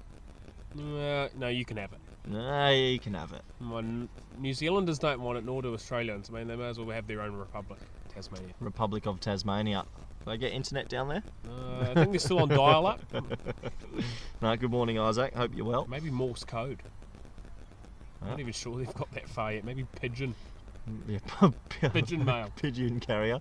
As Musa on strike. Well bowled. Oh, just misses the helmet. Well, would have loved a little helmet changer, but instead we're going to get 4 byes. And it just hasn't been the day for the Azuri. Add that to the total of runs that they could have stopped. So that goes for 4 byes. Yeah. There's a 4 byes. 4 byes go. So 4 byes. As it just hasn't been their day in the field, unfortunately, for Italy. Just a couple of mistakes. Yeah, look, I think it's been a long week, and so they look a little bit tired, but, maybe they've got a big batting performance left in them. Well, we saw a bit of a good performance from a few of their players yesterday. I'm going to need to see it here as straighter ball, pulled away. Now, this should be stopped. They might think about 2, but I think Musa maybe a little bit of fatigue setting in. We'll settle for the 1. So that gives us 1 last ball. Last ball remaining. 4 would make it 200 needed from the Azuri. Corey, I'm gonna duck out for this last ball. I'm gonna let you. Oh, do you want me to stay for you to call it in? I reckon you can stay for 1 more ball. I'll stay for 1 ball. I'll stay for the last ball, just for you. I'll let you call it in if you like. No, you can call it in. You're the commentator. Last ball of the innings, and it's been clattered. Holy moly, I'm out. Oh, what a shot there's from Noah Cross. He'll end it with an absolute gigantic 6. That is huge, and a little bit of swagger as he walks off. So 6 runs, and well, he got every piece of that. That will get them to 200. 201. What a fantastic innings that is. And overall, I think Netherlands 8, they were pretty hard at the back end. They did enough, and they'll be happy with that result. So that takes us to the halfway stage. Do join us back in 20 minutes for the all-exciting run chase. Thank you.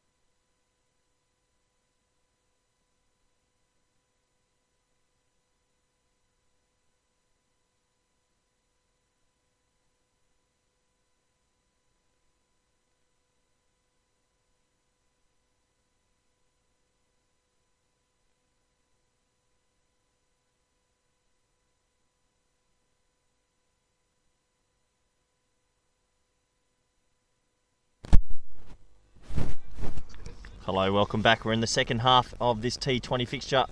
It's 202 to win. The Italians, they're at the crease. It looks like it's going to be Big Roy to open the bowling. Here we go. And a nice looking drive to start as it goes left of Boris Gourlay at mid-off, and he'll get a single. So just the one to start. And welcome back all our viewers. Looking forward to this second half and this run chase. And what must be said is a cool day here in Vorberg. Temperatures feel like they've plummeted. I've gone and put an extra layer on, and hoping that the sun will peek out from the clouds soon enough, but just doesn't feel like it will. We watched a very good first innings as the Netherlands A batsman, hit it to all parts. Ended up cracking the 200 mark off the very last delivery of that first innings. We've got Roy from Kampong. I like the look of this tall young man.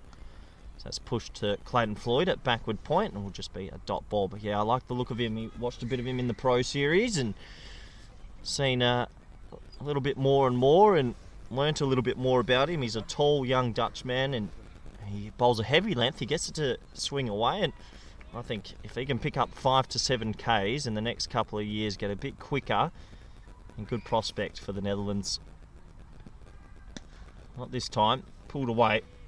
Nice looking stroke, and out of everything, that's what I want to see from the Italians. I don't want to see them go into their shell. I know 200's a massive ask and more than likely won't happen, but all you can ask is go out there, show some intent, set the standard, and try and get yourself up to a pretty good score. Lovely shot. Well, he's timed that beautifully. What a shot that is. Just lent on it, a little bit of width. Races away for 4. So back-to-back boundaries. Nice little start here for the Azzurri in their famous blue colours.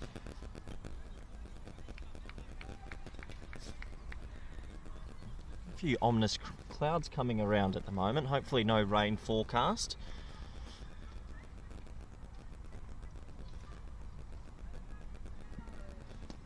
This time push to the offside. Oh, yes, no, maybe. And it's thrown to the wrong end. I reckon if it was thrown to the non-striker's end, that would have been a certain run out. Who's that standing at cover? I'm not too sure. Might have been Sebastian Bratt or potentially a Kyle Klein. I think it was Kyle Klein, yeah, that threw that a little bit too hastily. Could have taken a moment, and if he had got that back to the bowler's end, that would have been certainly run out. In the end, they will scamper through for the single.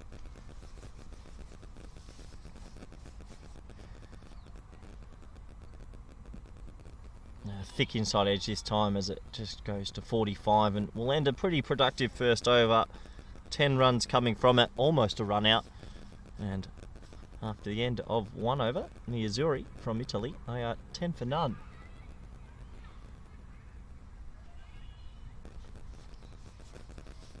Netherlands A won the toss and batted first in this one, and really came to the show again. It was Michael Levitt at the top with 50, capped off by Saqib Zulfikar with a 50 at the back end. A couple of cameos as well, Musa Ahmed, Boris Gourlay, and putting up a very, very competitive total. Looks like Ollie Ellenbaas is going to come on from the non-strikers end, come on from the horse end. A couple of horses in the paddock out back. Very talented bowler, gets it through, got good pace, plays his cricket out at Hermes Cricket Club, who are in the Hoofdklasse of the Netherlands. Good competition, and plays at a very good old school club, and one of my own Spanish boys is playing out there this year as well. Nice club to play at. I'm going to see Ollie for the first time today. Pulled beautifully. What a nice shot that is. This is a little bit better from the Italians compared to yesterday, where they really went into their shell early. Nakvi's just come out and played some sumptuous shots. The noise off the bat there, gorgeous. 4 runs.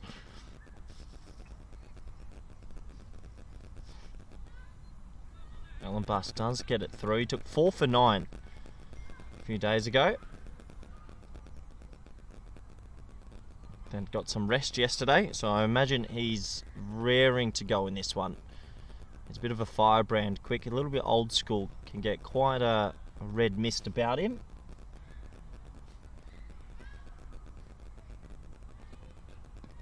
That's a better length. Well bowled. Good comeback there from Ollie Ellenbass. Sure, he's got a few of his teammates from Hermes Cricket Club tuned in and watching.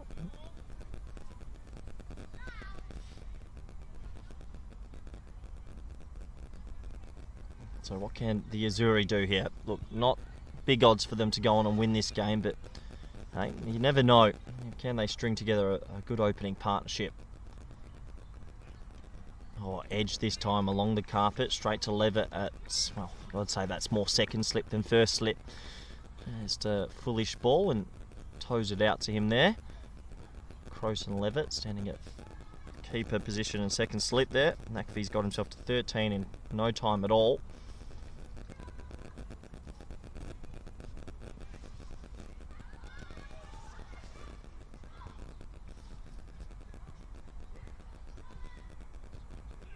Shot. Yum. Yeah, I like it. If you get a little bit of width earlier in a T20, no point just patting it to cover. Throw your hands at it. More often than not, if it hits the meat of the bat, it's going to fly. And that's a gorgeous shot. So 4 boundaries early for McAfee here. It's the best we've seen him bat all week. I wouldn't be surprised if you see spin come into the attack pretty soon. A lot of teams are a bit afraid to bowl spin at the top, but I think spin in a power play can always be very effective. Opening batsmen are taught to playing with a bit of pace on the ball.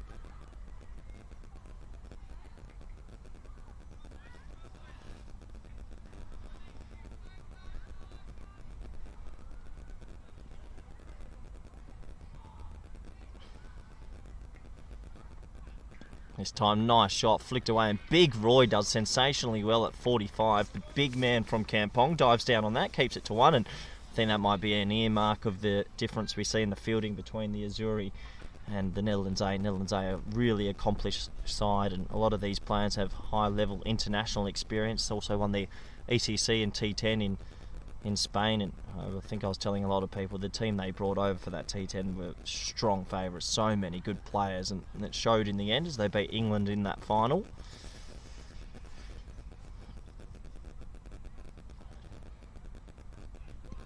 Big appeal, big appeal, and Ellenbass goes with the Vernon Philander style celebration. I think he got outside the line of off stump. That's why that's not out. And overall, I'm sure they'll have a little look back at that later. But yeah, it did feel like that might have been outside the line of off stump. Does bring an end to the over, and the score at the end of 2 is 19 for none.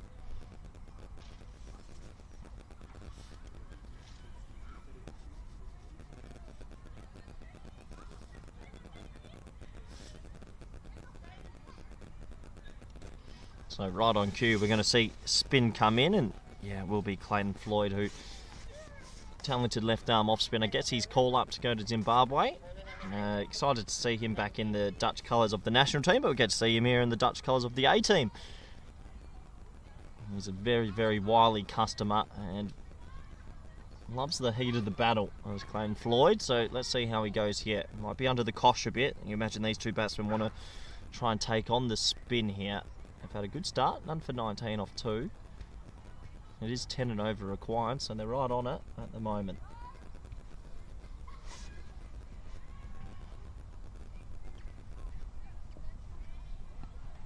Thickish inside edge as that goes to mid-wicket.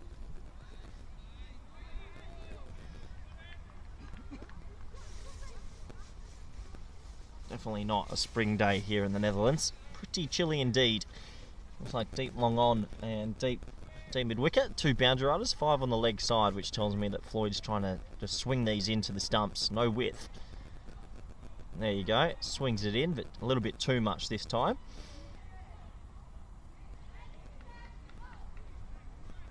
Yeah, with a field like this, when you're a left arm off spinner and you've got 5 on the leg side, basically telegraphs that you're going to be bowling arm balls and balls swinging into the stumps. You're not really looking to spin it past the outside edge. Maybe 1 as a variant out of the 6.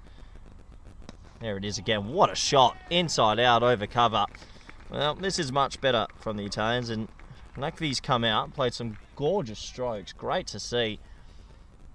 Look, 200's a long way away, but if one man can go big and 70 or 80, you never know.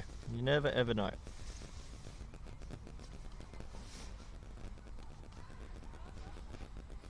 A little delay as they look for the ball, which I think has gone under the covers on the offside, and no, Boris Gourlay's been able to retrieve those.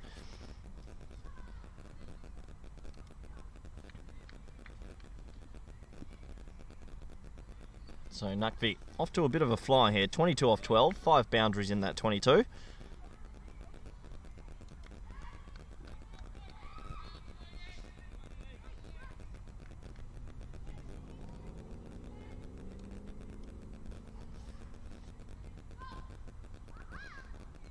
Quicker, shorter, just tapped away to point. Good adjustment from Floyd, the bowler.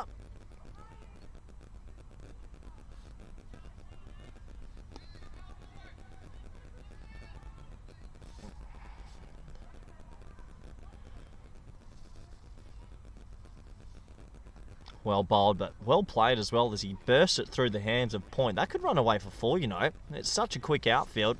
Let's have a look. Looks like he's going to be able to drag it back in just for the 2. He hit that so hard off about leg stump.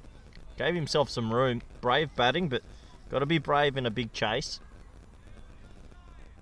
So 2 more runs to the total. Right now, the Italians, the Azzurri, a good little start this, especially from Nukvi, 24. Adjustment in the field, long on's going to come in and deep mid off's going to go back, which now tells me if you're a batsman and want to learn a little bit about batsmanship, this might be a traditional off spinner now, where he tries to spin it past the outside edge. Let's have a look. Incorrect. Arm ball coming back in and gets himself a little inside edge, which will go for 1 and handy 1 because he's going to get to keep the strike. So 26 for none after 3. Lovely start by the Italians. That'll make them feel a little bit better, as they've come out this week and been up against a very, very good Netherlands A team.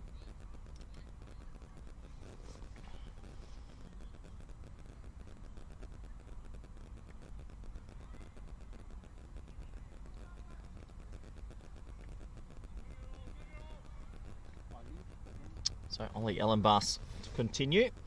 Had a big appeal off his last ball of his first over. Was given not out. I think he's a little bit disappointed, but he's usually a player that plays with his heart on his sleeve. Let's have a look at the field here. Deep mid on, interesting, and deep forward square leg. I would have thought keep that third man back and ask Nukvi, or I'm not too sure Nukvi's going to go over mid on, but let's have a look.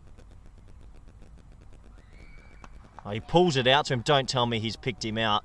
He has picked him out, and it's a fantastic catch. Oh no, it's been given 6. Well, it's one of those ones. He's caught it, thrown it in the air, and as he's caught it again, he's touched the rope. It looked like a fantastic catch, but good honesty out there. I think that's Levitt out there who gave the honesty and said it's 6. So he caught it, threw it in the air, and as he was trying to get back inside the rope, he's touched the rope and caught it again and given it 6. So good honesty, and well, good for the Azzurri. Quick, short, well bowled from Ollie Ellenbaas, who's going to win the battle in the end, and the quicker ball gets him short. Again said, you can't pull me twice, and he can't. He has to go, and a firebrand sort of innings comes to an end. 31 off 17 for Nukvi. Good bowling from Ellenbaas, who, well, if you've got the pace, no one likes getting pulled for 6, and he said, I don't think you can do that twice in a row, and you know what? He was correct. So 6 and out, a bit of backyard cricket. But the first one does go, the partnership is broken, and for anyone watching at home, kids at home, if you want to bowl a bouncer, get it up high, and that's exactly what Ellenbaas did. Some good bowling and a good little innings, has to be said, from Nukvi. 31 off 16, yeah, it would be disappointed not to go on with it, but he has set a little bit of the standard for the Azzurri batsmen to how to play here and maybe how they can go about it.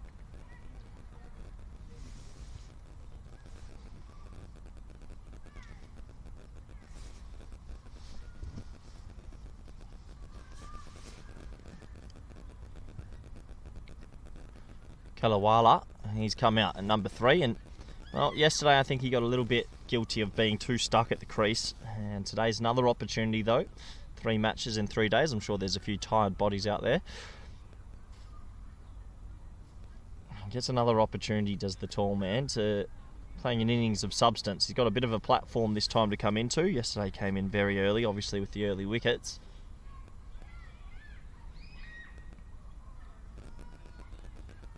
And obviously a bit more of an aggressive field to the new batsman. Looks like Levitt's come jogging across from the leg side and gone into second slip.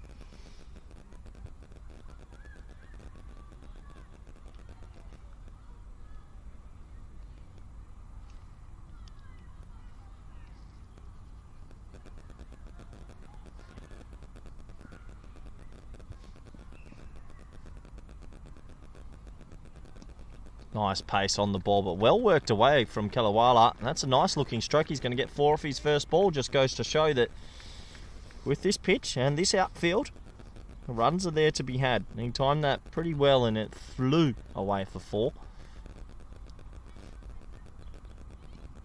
So a good start this from Italy. I'll be happy. Probably conceded too many runs at the back end, but when you're bowling to Saqib Zulfiqar, sometimes that just happens.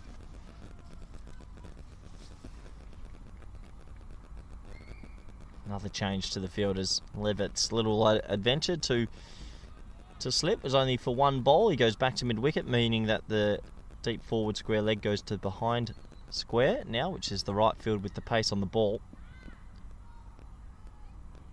Oh, he comes down the crease, and I'll tell you what, Ollie Ellenbaas has got that to zip through. That was sharp. Nice pace from Ellenbaas.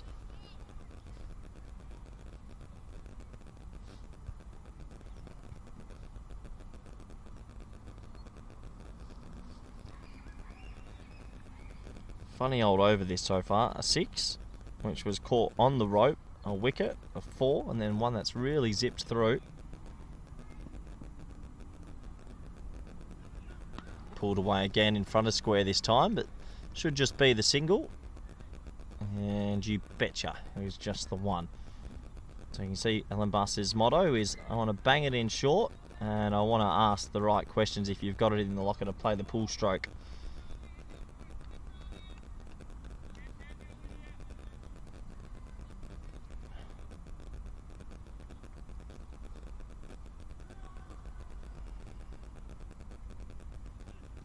This time off the pad and goes straight to 45. Quick single. Oh, I reckon he's gone if he hits.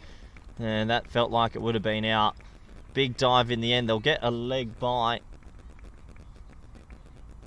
Oh, maybe a little bit. Nope, there's the signal. There's the leg by.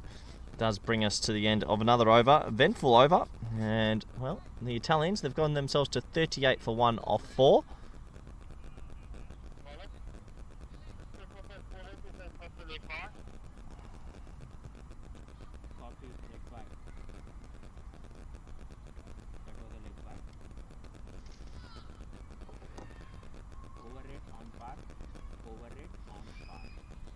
So 38 off 4. Floyd to go again, and I think that's the right option. They look to a little bit less comfortable against the pace off than the pace on at the moment to the Italians.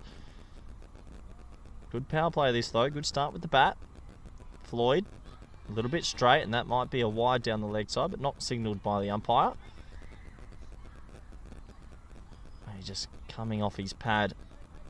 So dot ball.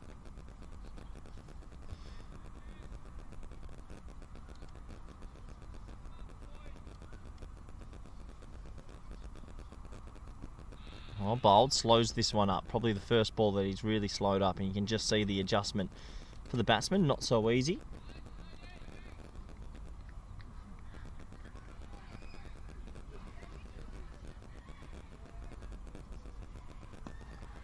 Clipped nicely to mid-wicket, and they'll get a single as it goes into a big pocket of space.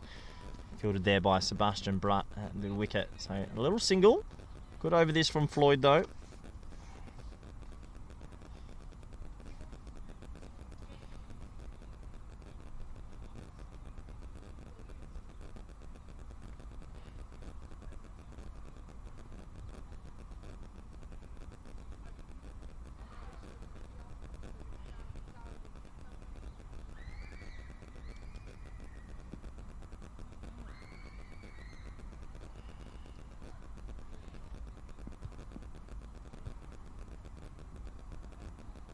quicker this time. Well bowled, really well bowled.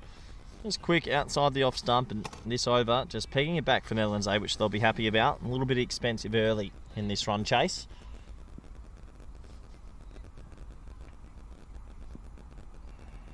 Slower this time, well bowled and hit in the air. Good adjustment from the batsman, and he splits that gap on the offside.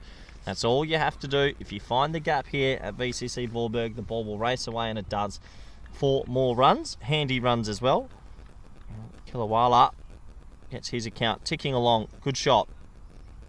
Wasn't the worst ball you'll ever see, but gave himself a little bit of room and gets it away for 4.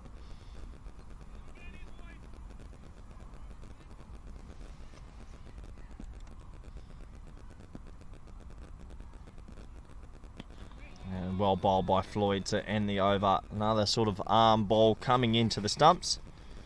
The over doesn't go for too many this time, as the Netherlands A just peg it back just enough. And after 5 overs, the Italians 43 for 1.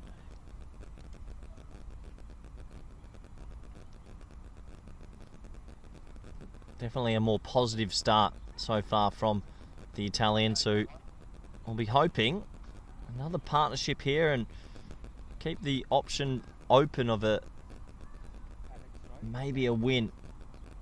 Seems like Roy going to come on from the opposite end now. Try his luck from the Ellenbas end that he was just bowling.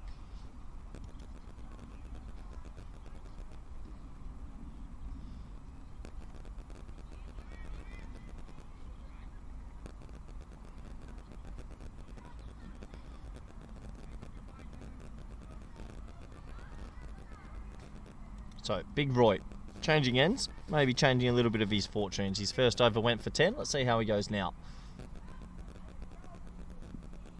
Well bowled.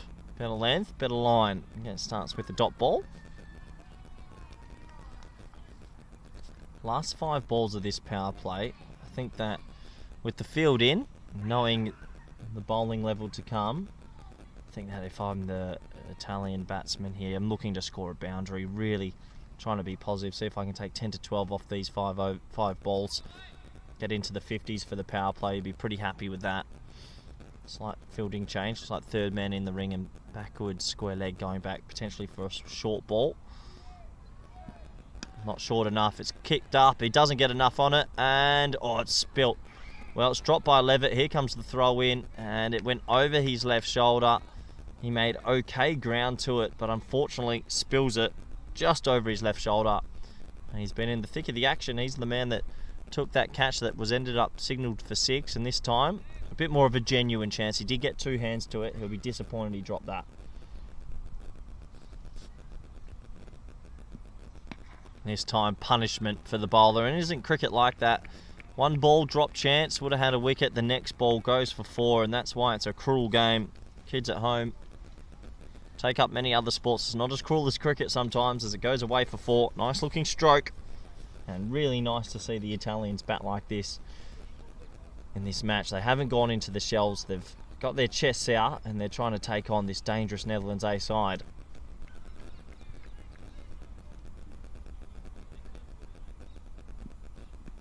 Brave batting, doesn't get it. Big appeal and not out. Signalled high by the umpire Jacques there. You can definitely see these last few balls in the power play trying to cash in. It's the right idea. If they can get to 50 off the power play, I think that'll be a big tick for them. Still plenty of batting to come. And someone has to play a pretty sensational innings to get close, but you never know. You never know. Cricket's a funny game. Shot. Shot. He crunches that, and has that gone the whole way? No, 1 bounce 4. Fuller, straighter, and a little pick-me-up shot from Farina, who gets every piece of that. Sounded beautiful off the bat. That's more like it.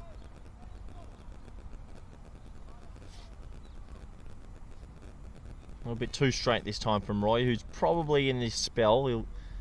He'll be the first to admit he's been a bit mixed with his length. Sometimes a little bit over pitch and sometimes a little bit too short. That can happen. Last ball of the power play. Gives himself room and can't get it away. Punches it very hard to mid on and Another over will come to completion, so a better power play, though overall much better from the Italians. They'll be happy with that. 51 for 1 after 6. 14 overs to go, and 150 required. Just over 10 and over. Not easy, but you never know.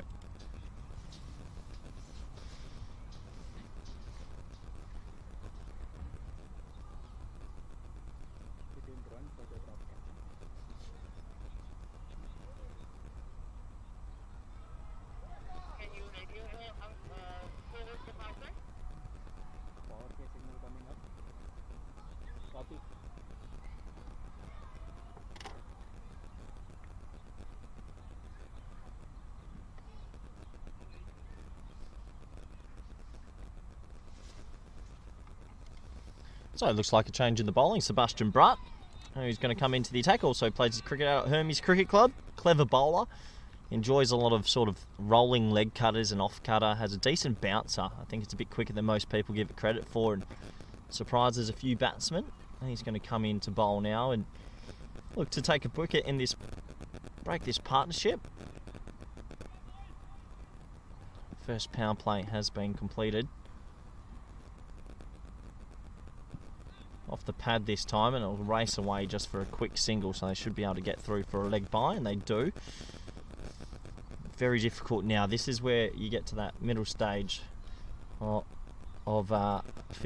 T20 game, and you got to make sure that you're ticking it along, finding the boundary at the start of the over, maybe one big over in there of 15 or 16 to help you get ahead of the rate. But yeah, this is where it gets difficult. The field is spread. You got to go at 10s for 14 overs. Difficult.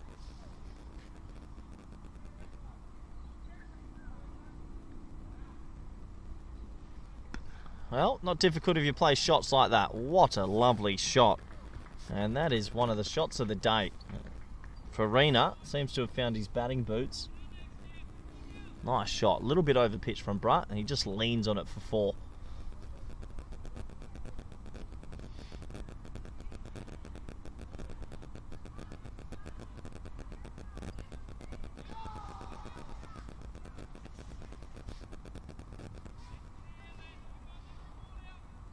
So, nice start to this over. They've got 5 off 2 now. Can they go again? Find another boundary. If you don't find the boundary, just make sure you're at least ticking those singles.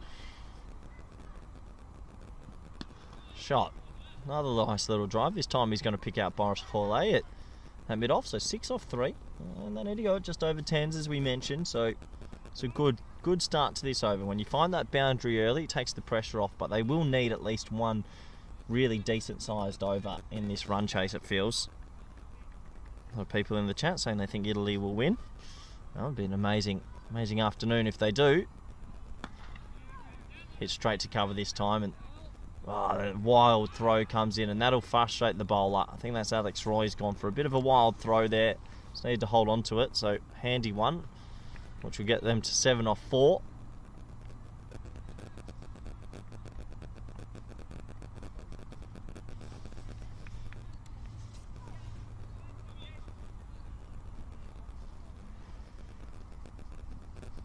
Now he gets the bonus of a wide. So this is a good little over for Italy. You hit that boundary, couple of ones, put some pressure on the fielders, get the overthrow. Just keep going, keep ticking it over at 10s and 10s, and if you can keep those wickets in hand, you might be able to cause a bit of a scare later. Not going to be easy, but they've put themselves in a position. Short pull. Does he find the gap? It skips along. It doesn't find the gap, unfortunately. He picks out Ollie Ellenbus at very deep mid-wicket. So just the one that felt like an opportunity missed.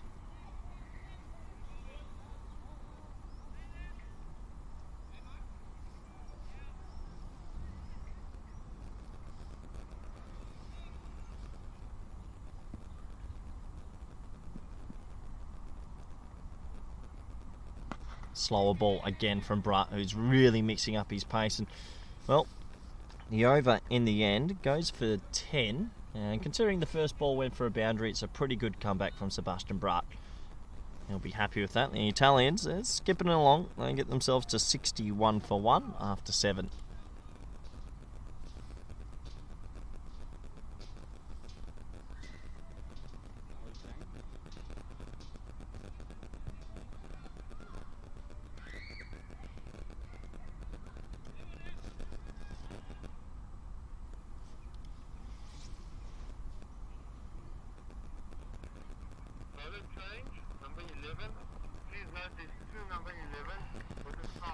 So it looks like bowling change coming on. Kyle Klein, who's been operating with the new ball in this series, is going to bowl a little bit more in the middle here, and probably been pick of the bowlers for the Netherlands A. Another bowler with some decent pace, good pedigree, and yeah, on the radar for Dutch selectors. He's going to come in, and this would be pretty sharp. You see Jamie in the Yorker. Batsman came down the crease, but gets it in there tight, so just the one. Kyle Klein, as I mentioned, been bowling with the new ball and bowling quite effectively.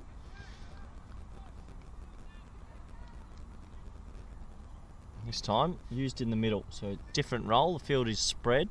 Probably not as much swing on that ball now. It's been hit around a bit.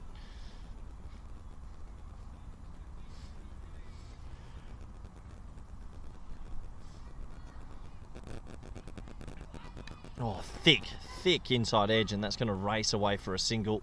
Fine legs on the boundary, not 45. So another one. You can see a little bit sharper from Kyle Klein. Does get it through. Not the tallest of men, but has a good action, strong build, and can get it through in this streamline of Dutch quicks. There's quite a lot of them. It's about 6 playing county cricket.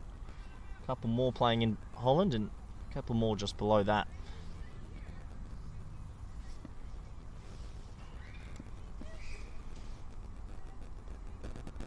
Short ball on it early, pulls it quite straight, but it'll just be another single, and this is where that middle over batting gets quite tough. You got bowlers that know what they're doing with the ball, and you need to be able to find boundaries.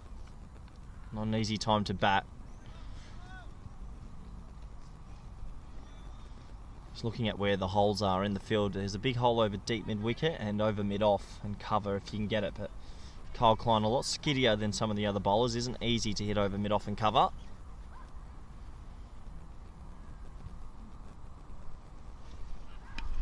That's a nice looking stroke, but square of the wicket, so he'll only get a single for that as well. So 4 singles to start this over.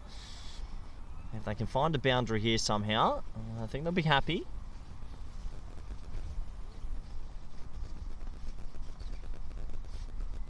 As that breeze really picks up here in Voorburg. It's been a funny old start to this summer in the Netherlands with the weather. And today's another day of gloomy skies, but at least the cricket's on, no rain.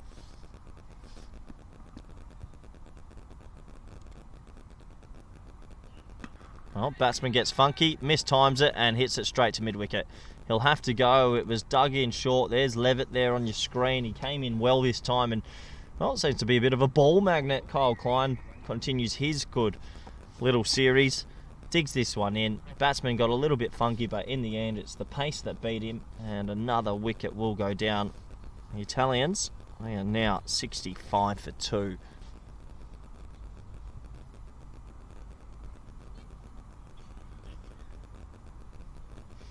Really good bowling from Kyle Klein, who is just a bit zippier, and I think what a lot of people realise.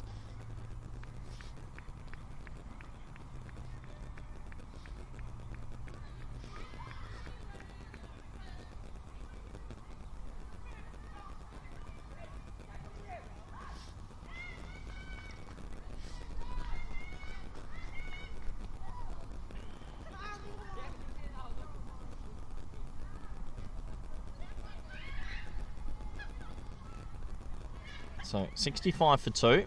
So Clan Floyd out there welcoming the new batsman to the crease.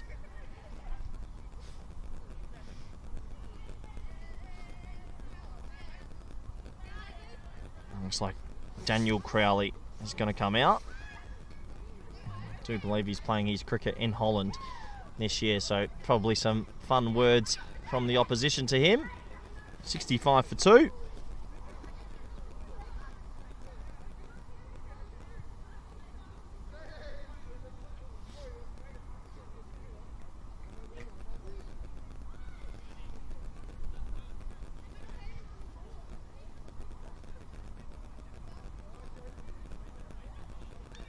On a thickish inside edge, which is going to go past the off stump. That was so close, and not too sure there's 2 there. Good throw, he's gone.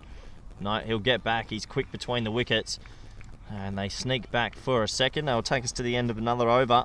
Almost a golden duck there, but a little bit of luck. 67 for 2. And a really nice start from Kyle Klein, only conceding 6 off his first over.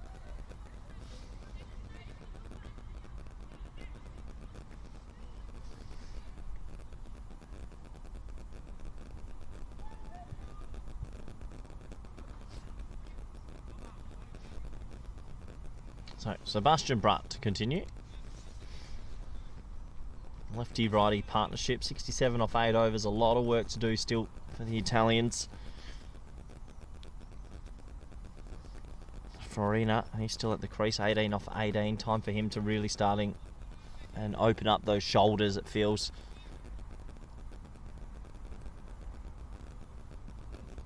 This time off the pad and just trickles through to Noah Kroos. An opportunity missed, no one in the ring on the leg side at all. Deep mid on, deep mid wicket, deep square, deep fine. Any bit of bat and get some runs there.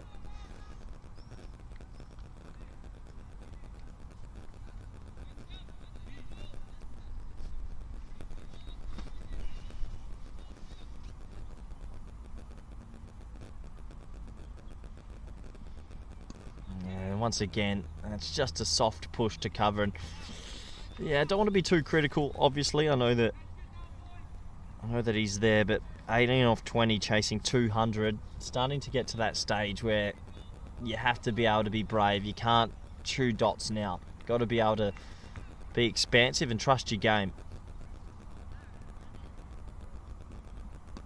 This time a thickish inside edge, and that should just go for a single. Bring the left-handed batsman on strike, and field will have to move and spread. But yeah, overall, the Italians have made a better fist of it this time, trying to get themselves into this match. It was a good little power play. Obviously, it's going to get a lot difficult outside the power play.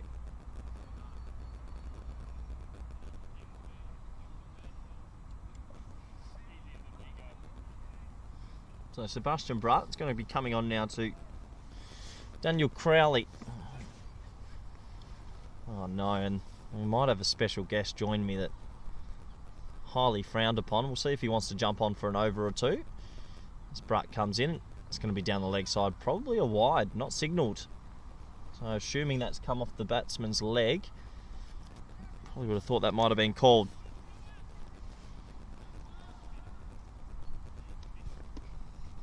I'll bring in our special guest after this over, actually, and we'll give him a couple overs in the box. We'll make sure he's leaning forward over the microphone as well. And this one isn't Pierce Fletcher, so very exciting indeed. Sebastian Brutt comes in again.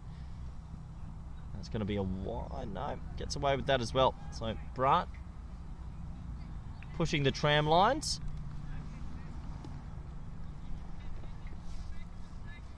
Right now, Italy, after a good power play, just floundering a bit in the middle overs. Never easy with the field spread, but I'd like to see that intent stay high.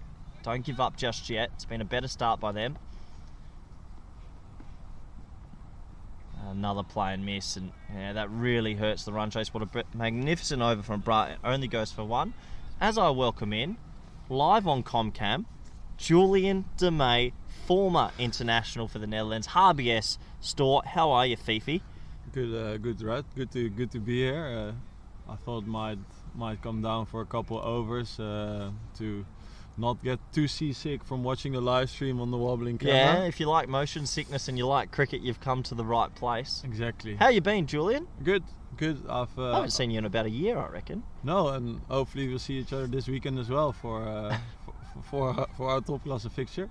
But yeah, I've been good.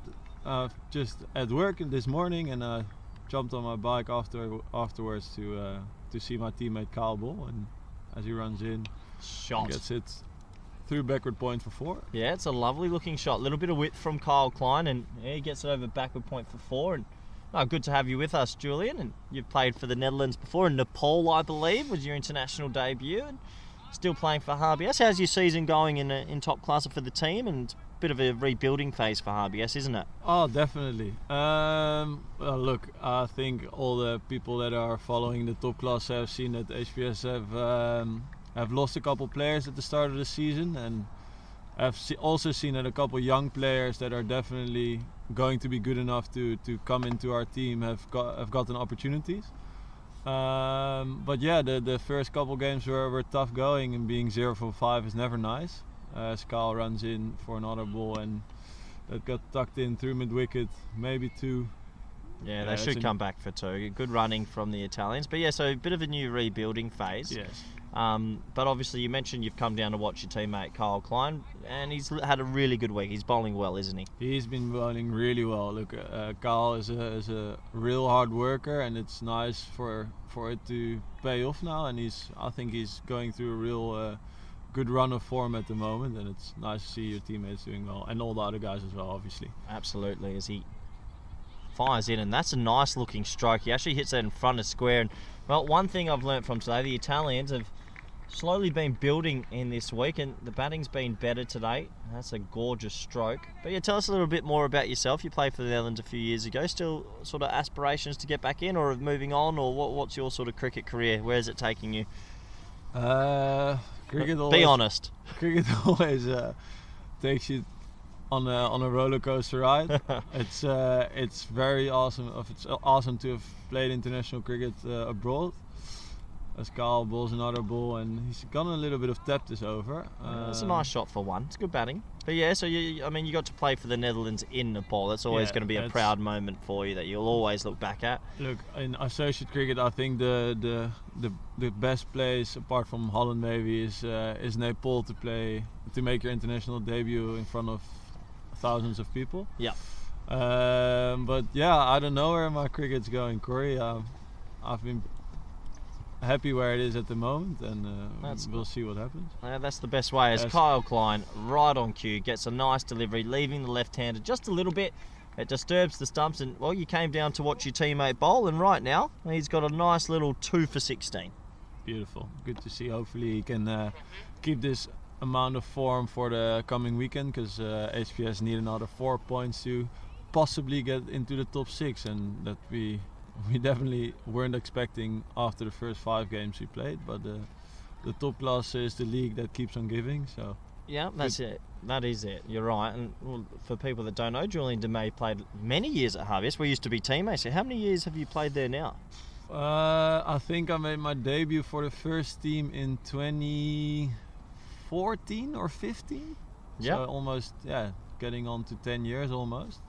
Those first couple of years it was a bit in and out of the first team as usual when you're quite young. Yeah, and tried every type of delivery under the moon as well. And one day the guy next to me, Corey Rutgers, gave me some advice just to slow it down and bowl some left arm off spin. That's right, you used to be a leggy. I remember telling you to be an offie. You're tall, you're very, very tall, and you bowled quite well as an offie. You're quite good as a leggy as well, actually, to be fair.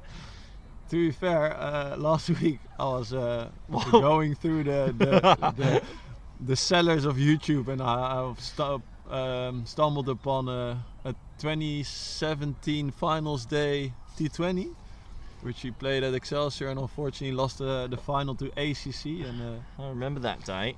Yeah, the sellers of YouTube's also a place you don't want to get too lost for too many hours. Absolutely. As the new man coming in is Pratuvi, who made a splendid 60 the other day. I'm glad to see him out there. Will he find his form again today? Is he a little bit up to order today? No, they batted him at 6 yesterday as well. I think they're looking for a specialist role to have him come down. That does take us to the end of another over. A good over from Kyle Klein, bit expensive, but got the wicket at the end of 10 overs. The score is 80 for 3. But no, you're right. You've played a lot of years in Holland, and how has that been for you? I know you were a part of the setup for a while now, but to see how much Dutch cricket's grown probably in the last 5 years feels like it's. I know that the playing pool, there's not that many players still in Holland, but the standard just feels like it's gone up a couple of bounds, doesn't it? The standard of the high performance cricket is obviously I can't compare it to years past, but I feel, looking at other international countries, Holland is definitely getting a lot more professional and a lot better. As we see, Sakib's gone and bowl, and I think that's a prime example of a guy that's an amazing cricketer and in a very good run of form. Well, I think one of the big reasons why Sakib's also been a bit of a bolter into the 50 over squad is this. He's got some leg spin, and for people that don't know, his leg spin's quite effective. He gets it to bounce, and in Zimbabwe they're expecting it to be quite handy for the spinners. I think you'd do all right there as well, Julian. So He's going to get an opportunity here against the left-handed Protufi. And he's made some runs today. And usually when you make runs, it helps with the bowling as well. And he was hitting him well today. Oh, he's smoking him. He's in. I watched him hit 100 last week. He's in some serious form as he comes in for his first ball, and he's bowled him. He's bowled him. There you go. When you make runs, usually yeah, it's an easy game. When you make runs, usually you're confident with the ball, and he's got one through the gate first up, and he's got the man that made 60 yesterday. Mother cricket always comes for you, eh? Cricket can come and get you, but it's good that I've got you here because it is a chilly sort of day, and Julian DeMay here for all our viewers around the world. And actually, we had 7.5 thousand people tuned in yesterday over the day, so you'd be surprised at the corners we get this to. Jesus. I might have gone to the hairdressers this morning knowing that. Nah, you've still got your gorgeous long locks. But tell us a little bit more about the season ahead for HBS. Obviously, slow start, slowly getting there now. What's your goals? Obviously, you want to try. Can you sneak into that top 6 still? It's gonna be it is an uphill battle from here, but everything's possible. We see in the top class that currently every side is beating each other. So. Look, if we win our 2 games this weekend, we are either in a very good position in the bottom 4, and possibly we are even in the top 6. So for us, it's really simple. Try to win both our games, coming Saturday against VOC and Monday against Punjab. And yeah, it's like you said, it's a rebuilding year for us. We got a couple new faces now in the squad as well, which is really handy to very good cricketers in Lucas Del Bianco and Tim Drummond. So Tim Drummond, this is new now. I haven't heard that name. Yeah, Tim Drummond is, if there's any hockey players watching this live stream, is the former captain of South Africa hockey. Really? Yes. I imagine he hits the ball a long way then. Well, and so it's a bit of a fanboy moment, but no, he's a former captain of South Africa cricket, and he has played some cricket for the Dolphins in South Africa back in the day as well. Yeah, there's another dot ball to Zulfikar. Yeah, okay, so it sounds like a little bit of rebuilding, and you're just starting to get along. I know Teo Walbra and Wesley Baracey are doing very good things out there with the bat as well. Teo's on a bit of a heater this year. Zulfikar comes in again, and well, that's a nice looking shot. Yeah, positive, and it will be 4 in the end. Touches the rope, so nice shot. That's going to get Singh off the mark, and well, for the Italians, probably will go down here, but it'd be nice to see them keep going at the rate if they can, and maybe 160 would be a good target. Well, I think if you look over the 3 games this week, the thing Italy can take from it is that they are improving every game. So yeah, absolutely. Well fielded by Floyd there at short points, and he'll keep it to a dot. So Zulfikar finishes his first over with, 1 to go, but he's going to finish his first over. Pretty impressive figures if this doesn't go for a boundary.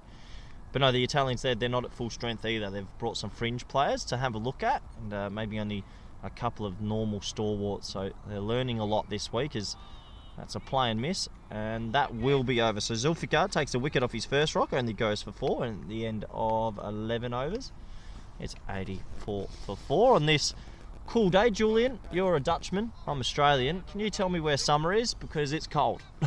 Well, the sun always shines behind the clouds. So the sun should be there. Unfortunately, the clouds are spoiling it at the moment.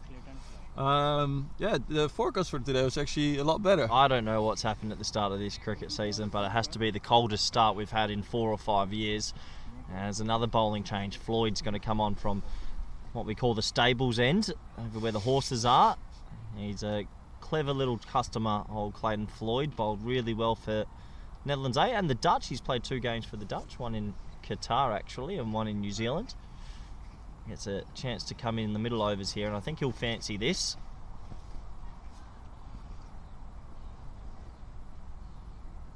Bowled. Yeah, it's well bowled, and brings in Sebastian Bratt, who, well, gets a little bit adventurous with the throw. Might have been Levitt actually, and they'll sneak through for an extra run. But you're a left arm off spinner. Tell me a little bit what you think about Clayton Floyd's bowling. He looks tidy, doesn't he? He looks very tidy. Clayton is a wily old fox. I think he knows exactly what he's doing. Always varies his pace very nicely, and has a little front of the hand leggy, I would call it. Yeah, so, it's like a little carom ball almost. Yeah. He's got a few tricks up his sleeve, and Very handy as that's flicked away leg side. One of the many left arm off spinners. Yourself, Peter Saylor retired recently, but Timothy Pringle's got an injury, and there's the young man. Is it Udet? Yeah, Nasir, you got Daniel Dorham floating around in the country at the moment. Quite a streamline of left arm off spinners flying around in top class of cricket, and you're one of them. But you've got the left arm Chinaman up the locker that we might need to bring it back, Julian. Yeah, I'm happy I put that on away. Although at training sometimes it's always nice to remind your teammates that you tried to bowl a different ball. As Clayton bowls another full ball and it gets hit, hopefully Sabah lets it go this time, doesn't throw it for an overthrow. Yeah, just a single. That's good. Good little bowling from the Netherlands. They knew they'd be difficult to get away outside the power play, and that's what's happened. Just squeezing the life out of the Italians. Farina's got himself to 32. It's a little bit of support. There's another play miss, but we've got Julian DeMay probably for another over after this one. If you want to get any last minute questions in, he debuted in Nepal. What was your star moment? Was there any moment while you were on the field that you're like, wow, this is incredible? Was there a player you were playing against, or was it just the crowd, or what was the moment for you that really hit home? Look, I can try and give a serious answer, but I don't think people are waiting on that. We were doing our warm-ups and I tried to throw a ball into our former assistant coach James Hilditch, and unfortunately I would say he missed the ball, and the ball rolled towards the big crowd that was there, and I've never heard my name shouted that loud on actually a not so good piece of fielding. That was quite nice to have that much of support during your warm-up. But no, it's been an unreal experience to play in Naples. And that's a gorgeous shot as we hear that rocket off the bat. A nice shot for 4 there, a little bit shorter this time, and he got it out the middle. They needed that boundary just to give him a little bit of an acceleration here in the back half of this T20. It's 92 for 4. We'll hold on to Julian for one more over before we let him get out of the cold, because it is a little bit freezing today. What about away from cricket? Fief, tell a little bit the viewers, what do you do in your everyday life? I know you're into your music and your photography. Yeah, I like to be a bit creative at times, and at the moment I'm working for a production company that specializes in producing live streams like these. Okay. A little plug there, the company is called Medify Media. Well, free plug, you've done well to get that in there. And yeah, so we organize live streams, we film patient education in the hospitals. So it's nice being behind the camera, and also in producing a little bit. Nice. It sounds like you're keeping yourself busy, and then you mix that in with all the 9 games of top class that they make you play in 25 days, and the body feels it, that is for sure. As Zulfikar continuing. Oh, we might have lost live pictures actually, as it's pointed out to me. We'll have a look. As Clayton takes a wicket as well. No, Saqib got the wicket, and we are back. Sorry if you saw our pictures freeze there. Obviously a lot of little gadgets on the tables here of the match tents and everything, but a little underneath edge that goes onto the stump. Saqib Zulfikar continues his happy old day. He hits a 50. He's got 2 wickets and 8 balls, and yeah, I think he's raring to go for the qualifier. So we'll get Julian DeMay back on screen. This is what we're doing here, Joe. What are your thoughts on all our little camera setup? Look at this. We've got getting better every game. Every game. Frog Box is getting better every game. As we'll hold on to you for 4 more balls. So give us a little preview of your match this weekend. Who are you up against, and are you going to win? Well, we are up against the mighty VOC at VOC. Ooh, good game. Good game that, and hopefully on a good wicket as well. Yeah, pretty good wickets now. We got it. The last 2 weeks of sun have helped, so all the wickets in Holland are getting better. Before the sun came, it was a little bit wet. Although I do prefer a good old VOC wicket being a spinner. How's your batting coming along? Are you still because I remember playing you a year or 2 ago. I think you hit 90 against us. Batting still coming along? No, I haven't hit my straps with my batting so far this season. But also have batted later on in the innings. So yeah, a bit more of a finisher. Yeah, That's a what- real finisher. No, but no, batting could be better. Bowling's going alright, so happy with that. And yeah, hopefully this weekend one of the two comes right and we can take some points from Rotterdam. Well, I wouldn't put it past you. I know that HBS are a plucky team, my ex-team as well, actually. Enjoyed my 2 years there.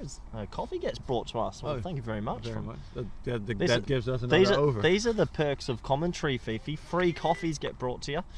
Sakib Zulfikar continues on with his pretty good spell. 94 for 5, the Italians. It's not going to be easy from here, but still get some good practice on a good turf wicket. Zulfikar again. Seems to be very difficult to get away today. And so you got today off? I thought you'd just pop down to the cricket. No, I've worked this morning and then Okay. got back at 12 at the train station. I thought might as well take the 10-minute cycle to watch some I'll good let you cricket. call this in because that's a third wicket, and I don't know if you've come down to give Sakib a bit of good news, but 3 wickets for him, and he's got it on a string, doesn't he? Yeah, unbelievable bowling. Look, I think we said enough about the run of form he is in, and maybe form doesn't exist, Corey. He's just really good. I think he is just really good. I wish I could bowl leg spin and bat like he does, but another wicket goes, and just the wheels starting to fall off at the back end here for the Italians. That does take us to the end of the over, and well, we'll give a good opportunity to say goodbye to Fifi. It's been a pleasure. I'm sure I'll see you around the cricket trap soon, and all the best for the rest of the year. Thanks, Corey. Thanks for having me. Of course, and always a pleasure to have Julian de May, an international cricket for the Netherlands, debuted against Nepal and played against. He's playing against VOC on the weekend in the top classer. You can follow that on the Match Centre. KNCB is 94 for 6. 4 wickets to go or 8 overs, whatever wins first. And I'll hand my phone over to Adrian Van Dries, who will put that on charge for me because it has died after I've been looking at the scores the whole day. Thank you, Adrian. 13-minute penalty. Turn it back off the field, And it looks like we might have our final guest commentator for this series, and it's a pleasure to bring back stalwart of the A's, commentary champion, all-round good guy, ribs lover, Pierce Fletcher. Pierce, welcome back. Corey, you look freezing cold. Good to be alongside you for the closing stages of this one. Surprisingly, not as cold as I've ever been commentating. I was in Croatia once, and they had this thing called the Bura wind, which only hits 2 days a year, 120 kilometres in the eyes at 2 degrees. That was me done. Yes, yeah, I remember that one actually. Not a good one. They played through that as well, didn't they? Oh, they'll play through anything on the old ECN network. Rain, hail or shine. But Ollie Ellenbaas coming back. It's been pretty good. 94 for 6. Sakib Zulfikar with a cheeky 3-for. Man can't do anything wrong. And Ellenbaas from the stables end. Top edge. Now that has gone miles in the air. If someone catches that, I'll eat my shirt. They won't. It'll land in the Bermuda Triangle. And Pierce, I want to ask you about Ellenbaas. He loves digging it in.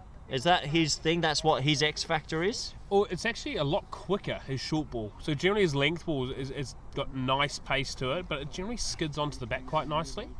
But that short ball just gains a couple of Ks. I mean, I think you remember last year, maybe at the ECC, when he hit Tom Bevan, it lidded him. I mean, that's a first-class cricketer. Yeah. He lidded someone else on the Northants Tour just last week, one of their pros, Nice. a couple of weeks ago. No, he's got a little bit of pace in that short ball. Yeah, a bit of anger in the belly as well, as that's well bowled, a bit fuller. And yeah, I do remember him at that ECC bowled quite well, and an effective quick bowler. Can go for a couple, but can also break partnerships, and that's something you look for in white ball format. But overall, I mean, you can't be happier as a coach. 3 games, looks like at this stage 3 comprehensive victories, and the boys look in good spirits. Yeah, look, to be fair, Corey, I think our fielding has been a little bit off the mark the last couple of days, but look, I think in terms of our batting performance, we can be really happy with the way we've gone about it. Just hope that in the last 6 or 7 overs that we left our energy just a little. I mean, I suppose it can be tough, you know, when you sort of feel you're on top, and it's easy to sort of relax a little, but it's just trying to, you know, speak to these guys, you know, about that professionalism aspect, and you've got to keep your standards high if you want to, you know, take that next step. Yeah, completely agree. Ellenbaas once more. There's that off cutter into the deck, and when you're bowling pretty quick, it's probably a 20k drop from his normal delivery. Hard to pick up.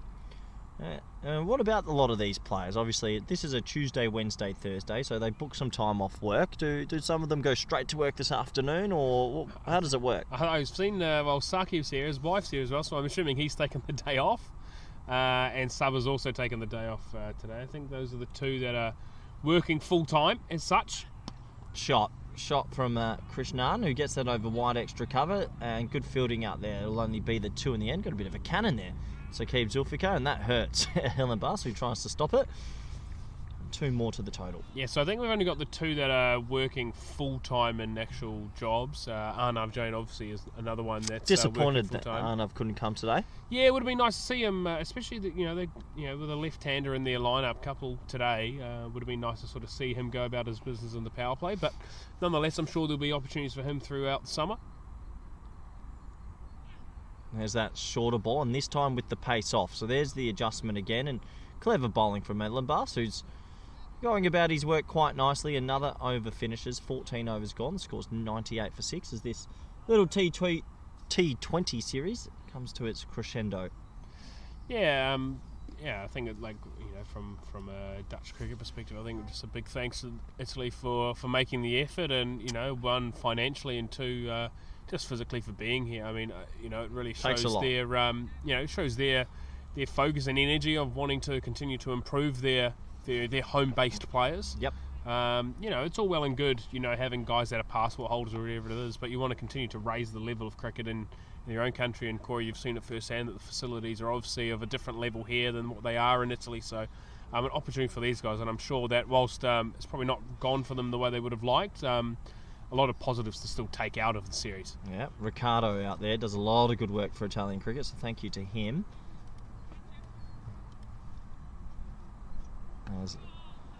Saqib, with a cheeky 50 to his name, has 3. He'll be thinking a little one more here with 2 overs left in my spell. Could cap off a pretty fantastic day, that. Yeah, he's had a great week, hasn't he? Being selected for the World Cup qualifiers, 60 off 30 rocks today, and 3 wickets for Spit. He's bowled very nicely. I see his wife has been watching on, and I know that Dean went up and asked her how she thought he was going, and she had no clue. So even better. That's always good. But smiling and looking cheery up there. There's the support networks you need in cricket. Wouldn't mind a couple of support networks myself, as it comes in again and hits hard down the ground to the long on for a single. Bit of flight that time from Saqib. They'll fancy it too, but won't be on in the end. Musa Ahmed does the mopping up out there. And yeah, no, you're right. The Italians, the people don't realise the amount of logistics to get 15 men here from all different cities and hotels and bookings and everything. It's great to see them come and play some high-level cricket in the Netherlands. So that's clipped away. They might think about 2, but no, just the 1 again. That does bring up the 100. Little moral victories. They've had moments, I would say. Yeah, I mean, look, they put us under pressure in the power play there. I mean, they looked good, but Nakvi. Nakvi came out, and even Farina as well. Really capitalised on that short ball. Yeah, sort of that chest high ball. Just not getting that short ball high enough. That's gone for 6. Whoa, yeah, that hasn't just gone for 6. Might have gone for 12. That's almost on the athletics track, and that's the first time Saqib Zulfikar's been taken to the cleaners. 6 handy runs takes us to the end of another over. 15 overs gone. Italy 106 for 6.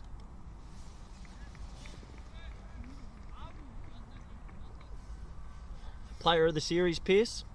If you had to choose, do they do a player of the series for this? There won't be a player of the series, I wouldn't think, for this. But I mean, just from a. Who would you say? Who's your player of the series? Who's the one that's? I suppose a bit of Kyle Klein, maybe. Yeah. Look, he's bowled well, and he wasn't meant to play today, but nice that he's had that opportunity. But he's bowled well in parts. I also think, Clayton Floyd, you can't underestimate the 4 overseas bowls per game. Just a real solid contributor. Under the radar. Yeah, and, just a silent achiever. Whilst he's loud on the field, generally his bowling goes sort of quite unnoticed because it's generally very effective. Musa Ahmed's innings yesterday. Look, we've had a few different few different contributors through the week, but yeah, probably quite tough to name probably a specific player of the series, but definitely player of the day today has been Sakib Zulfikar. Oh yeah, he's been taken man of the match with both hands. It's Big Roy's going to come on from the stable end. To be fair, you could go Sakib. He made 20 in game one, and he bowled alright as well. So I'm fancying a little bit of Kyle Klein. I thought he's been very good every time I've seen him bowl. Every spell he's been on it. I think he's had some wickets as well to be rewarded. Him and Floydie's not a bad shout as well, but plenty of people putting their hands up, and that's why you will romp to a 3-0 series victory. What will that do for the rankings? Yeah, look, no ranking points on this one, Corey. Okay, as you know, it's with us putting out an A side, and I know that Italy weren't here seeking ranking points either. It was very much a development tour for them. So, like I say, I hope that they've got something out of it as well. And can say a big thanks to VRA and VCC for the efforts that both Terry down there and Tom DeGroth up here at VCC have put in to getting those facilities up and providing high quality stuff for these guys to train at and play on. I mean, it makes the day and makes these events so much more enjoyable to be a part of. Playing on high quality fields is always nice. Yeah, and it's good to see the cricket all over the country. I think we're in Kampong for a Pro Series match, then VOC, 2 other great grounds. We've got Excelsior 20 sitting there. We've got Daventry. I'm going to go check that out on Saturday. I wouldn't mind seeing that field. Yeah, look, honestly, the shot field. What's the boundary size out at Daventry? Is it quite big? First field is very, very big. The second field is a little bit smaller, but still quite large, to be fair, Corey. So that's clipped away into the leg side, and that should just be 1. They'll think about 2, but a yes-no maybe. Good fielding out there from Levitt.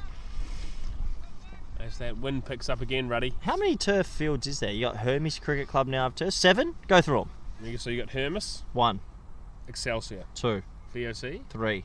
VCC. 4. VRA. 5. Kampong. 6. Sullivan. 7. Sullivan second field. 7, 8. It's not bad. Is that it? I think so.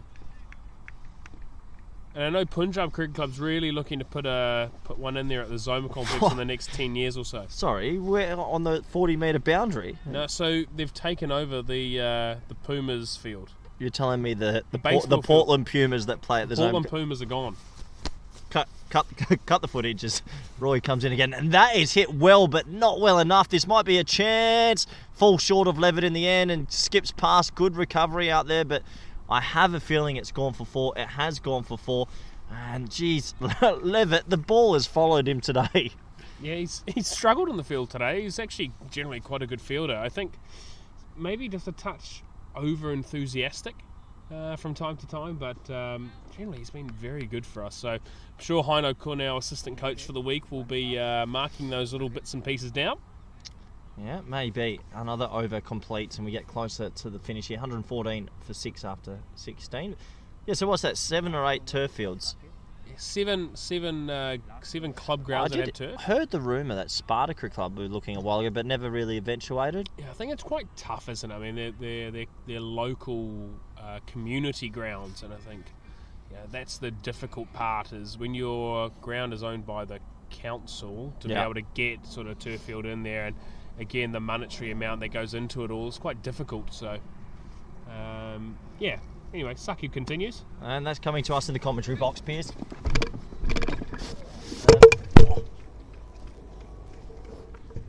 Well, the microphone's gone flying. I've almost taken another splendid catch on air. It's gone straight past me, unfortunately. What a shot. I tell you what, I'm glad that wasn't at me, because they hit the deck and picked up speed. Shot. 4 runs. We're back. 6 runs, mate. 6 runs. There you go. It was that close to us. What a nice shot that is. We ran for cover. Yeah, I ran that time. Big appeal and gone. Sakib has 4, count them, 4 wickets, and another one goes. Piers Fletcher. Yeah, good piece of bowling. Sorry, it's so cold here now. Good piece of bowling, really full. Just got under the bat. Look, D. Bartolomeo has been looking to get on with it. Can't blame him. They've got to go down swinging in this case, but yeah, just under the bat and look pretty adjacent. So international T20s and T20s in general. Sakib Zulfikar has a 50 and a 4-fer. Can you name the last international cricketer to take a fifer and a 50 in a T20 match? No. Because it's rare. How rare is that? You don't get that every day. Yeah, it must be rare. I'm trying to think. I'm assuming it's one of your boys from Spain. Oh, how interesting segue. So, interesting question is... Who did it? I'm just trying to think if it would be Cammy. It must be Cammy. Yeah. Or is it Lorne Burns or someone like that? You would think it's those two, but Saeed Shafat Ali. Ah, yes. In his debut series versus Isle of Man, in his second ever T20, he cooked 5 for 9 bowling in the middle. And then I said, go out there and open with Mohammad Ishan, and he went and hit 53 off 20, and he was only the 6th man ever to do it. So Keeb Zulfikar, this isn't an international T20, but if he gets a 5 for here and a 50, that is an amazing T20. Back at sea and the... As the boat is rocking. Ooh. Bit of motion sickness coming through as the wind really picks up in Voorburg. Oh, that's cold. Oh, it's brisk. Here we go. Can he get it? Defended. Well, the opposition's got the memo not to give it away, and that's going to race away for 2, as I'll put you on the side camera just while we don't want you to feel too sick. We'll cut to us, and it is brisk. It is brisk. Look at my hair. Look at my hair. It's all over the place. Holy moly. Can't do much about that. The wind has really picked up here in Voorburg. Can Zulfikar, Keeb Zulfikar that is, get a fifer. Clipped. Oh, it's going to be should be more. Should be 2. Big pocket of space. Could be 3 if you really get going. Nah, Boris Goulet. Yeah. No, they do in the end. Must have been pretty close to the boundary. The field has been rapid. Oh, it's quickest outfield I've seen in Holland in quite some time, actually. It's as if it picks up pace as it gets hit. Now, couple left. As it gets a bit nippy and this game comes to its final few deliveries.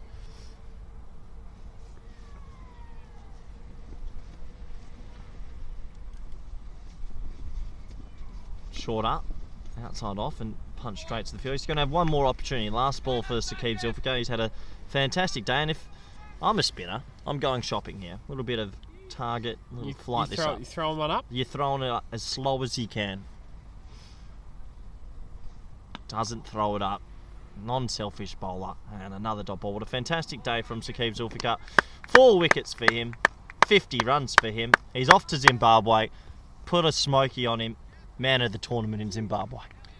I tell you what, he's a hell of a cricketer. The young man. Really like his energy and the way he goes about it. Has a full-time job but has been able to sort of get that time off to be able to go to Zimbabwe, which is, I think it's a massive boost for the Dutch squad. What do you say to your boss that doesn't understand cricket? You go, I've been called up to go to Zimbabwe to play a sport you're not too sure about. It must be difficult. I suppose, but I'm not sure if he works for the GOAT.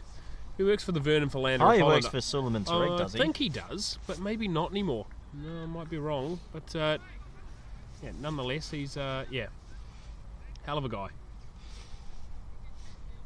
I'm just going to come back in one moment to you, Corey. I'm just going to grab a jacket because I'm freezing. Go grab a jacket. It feels like it's just dropped about 10 degrees, and it can't be good for anyone's health as Kyle Klein decides to come back in and have a little trundle at the end. He wants to warm himself up. I think he's missed the memo. There's only 18 balls left in this one.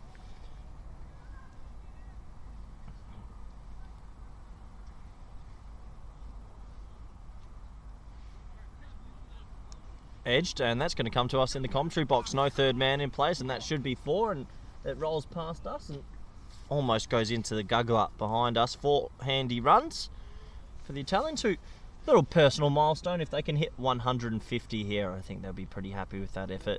The bowling probably hasn't been up to par, and in the field as well, but 4 runs to the total. 21 more runs will see them get to that 150, and I think they'll be happy with that, considering the opposition they're up against.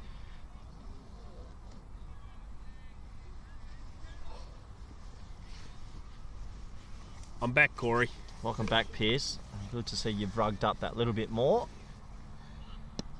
Full punch straight to Boris Corley, and they'll just settle for the single. Yeah. Just counting down. Counting down those deliveries now, I think. Obviously, been an attritional little series, 3 games, 3 days.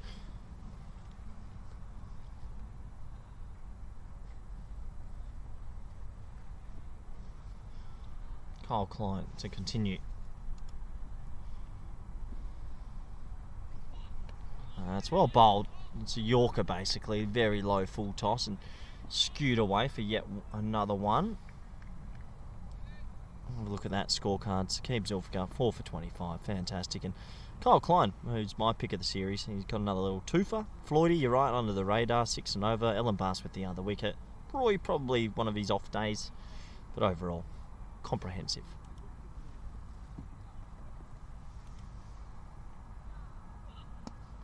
The thickish part of the bat, inside part of the bat goes for one. Pierce, what's next for you? For me personally, Yeah.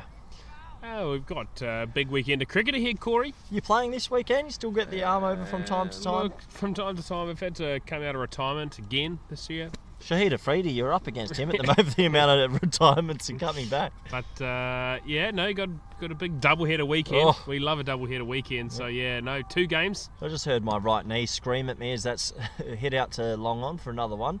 The old double header weekends, really. It's tough, but if you love cricket, you just do it. Yeah, we got Saturday against HBS at the home of cricket, Hazelwig. And Monday we're back at this venue, Corey, with VOC. If you were to put those 7 turf venues in order of best to worst, if you're brave enough, could you do it live on air, or you want to tell me off air? Look, I'd definitely say Wahlberg's up there. Wahlberg I love. Wahlberg's beautiful. Really well bowled from Kyle, who follows the batsman after giving himself a little bit of room. Yeah, I think this is You got a top 3. We won't do best to worst, but what are your top 3 venues? As I'll just say, it's 134 for 7 after 18.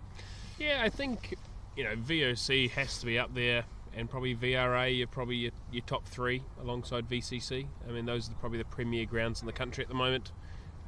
They're the 3 grounds last year that hosted full internationals as well, and I thought VCC did a splendid job of those New Zealand T20s. VOC hosted a brilliant 3 games against Pakistan, and VRA had West Indies and England. So I'd probably say those are your 3 fields. I think Hermes are ever improving. Kampong are sort of there or thereabouts, along with Excelsior. I think it's like anything, it's just continuing to grow those facilities as we see Captain Sebastian Braat back into the attack. Yeah, Brati coming back, nice young man. Starts with that famous heavy length with a bit of an off-cut. I think my top 3, obviously, I agree, VOC, Hazelwig, I've got a bit of an affinity too, but for me, I'm never going to be able to look past HBS, the Crows, and Punjab Zoma Complex are the I thought we were talking turf wickets. Well, if they both get turf, they'll be in my top 3. Yeah. Well, they are. I'd definitely say HBS is close to my heart. Yeah. Obviously, you and myself both played there in the past. There's this one. Flicked away, gorgeous shot. Nice batting, gets it for 4. Just a little bit short. I think Sebastian Braat maybe a little bit off the boil this series. He's usually a bit more consistent, but that's cricket. And good batting. And Italy, to their credit, despite losing this pretty comfortably, could get to 150. Yeah, I think he's just trying to find some rhythm again, is Sebastian. He's got one big goal in his head for Hermes Cricket. Get them promoted. Yeah. I know how desperately that man wants it. Yeah, 100%. He's just a great guy as well. I really love the way he's led our team this week. He has excellent leadership. He just needs to, I think he sort of just struggled a little bit in terms of just finding some rhythm, and Hermes have generally won games quite easily, and so he actually hasn't had to do a lot in terms of the bowling front. He's generally been coming on 4th or 5th change. So okay. Just trying to sort of challenge him to get himself into the attack earlier and just trust himself a little bit more. Small things. Small things go a long way. That's a better line, that's a better length. But yeah, I mean, a lot of these players probably get an off day tomorrow. I hope that no one's making them do any cricket. They should all spend one day at home, because a lot of them are playing on Saturday. And for the viewers out there that don't know, Monday is a public holiday in the Netherlands, but we are fitting in one more 50 over fixture. So Saturday, Monday, for nearly every cricketer in Holland, everyone's playing 2 more games. Yep, and that'll be the end of the 50 over season. Oh, until August anyway. Yeah. Well, it's mid-July, isn't it?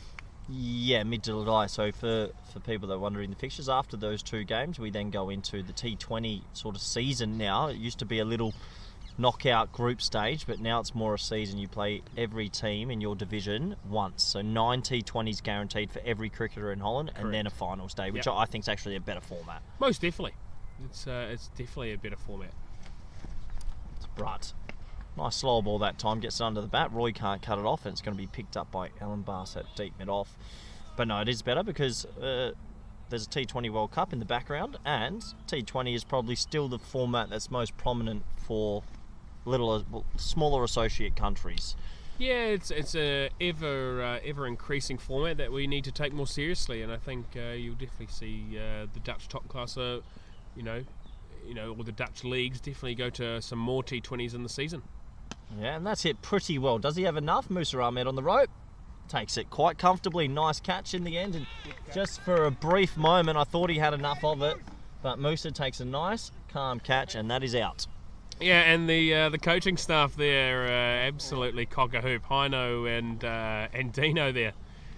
They had a bit of a scuffle last night, Corey, at the team dinner. But, they're back on good terms again. Dino, Heino's on the video there, so that will be going in the group chat later on. There's a choice as to who drives, and Dino's a little bit nervous driving in the Netherlands, and Heino didn't really want to drive, so there was a little bit of a pushing and shoving in a friendly banter way, I must say. But who won? Heino had to drive. Dino made sure he had one extra beer, just in case. Very smart, very tactical indeed, and a nice wicket there for Sebastian Bratt right at the back end. So we're into the last six balls of this little T20 series, brought to you by Fairtree. Thank you very much for helping provide all the cricket in the Netherlands as well, major sponsor. Ollie Ellenbaas has the obligation of bowling the last 6 balls for Netherlands A, who will clean sweep this series 3-love.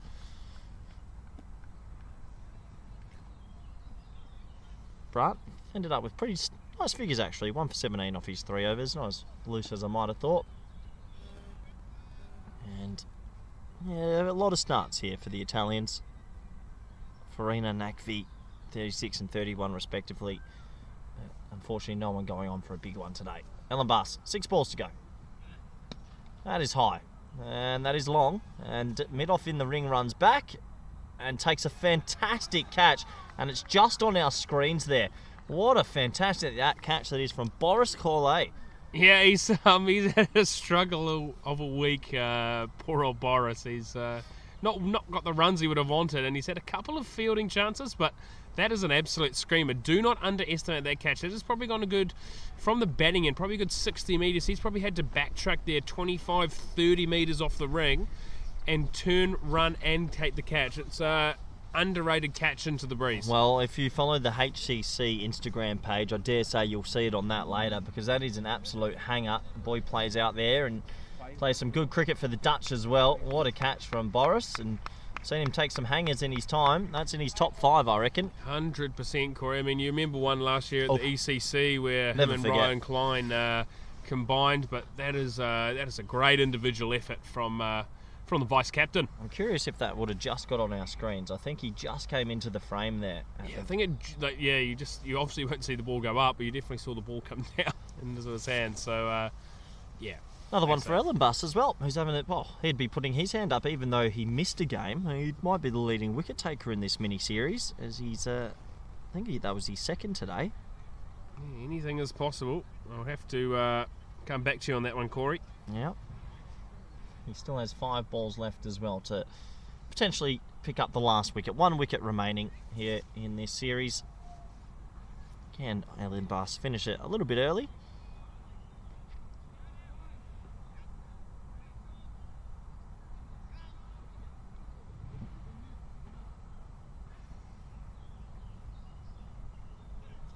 Oh, that is miles in the air.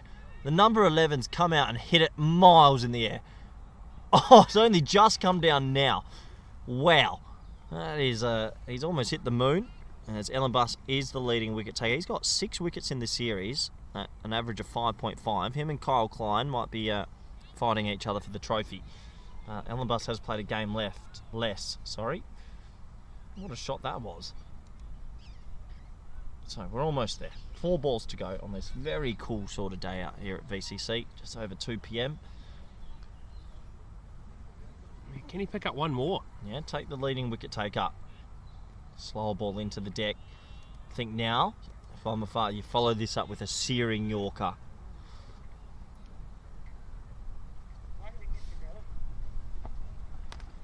143. Can the Italians get to 150? Yeah.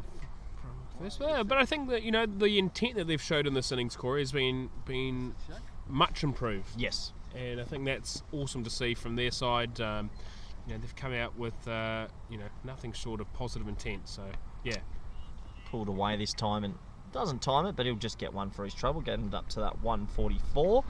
We've got 2 balls remaining in this series. Good initiative from KNCB and Italian Cricket Federation to organise 3 T20 internationals. Hopefully next year you invite the Spanish along. I think will be itching to come. Yeah, look, Corey, I'm sure we continue to try and take this A program from strength to strength, and yeah, it'd be great to be able to continue to provide opportunities for continental European teams to come over here and continue to gain experience and improve and sort of see the facilities that the Netherlands cricket have. Elabas around the wicket now. And holds it, meaning he will be the leading wicket taker in this series. A nice catch. Italy all bowled out for 144.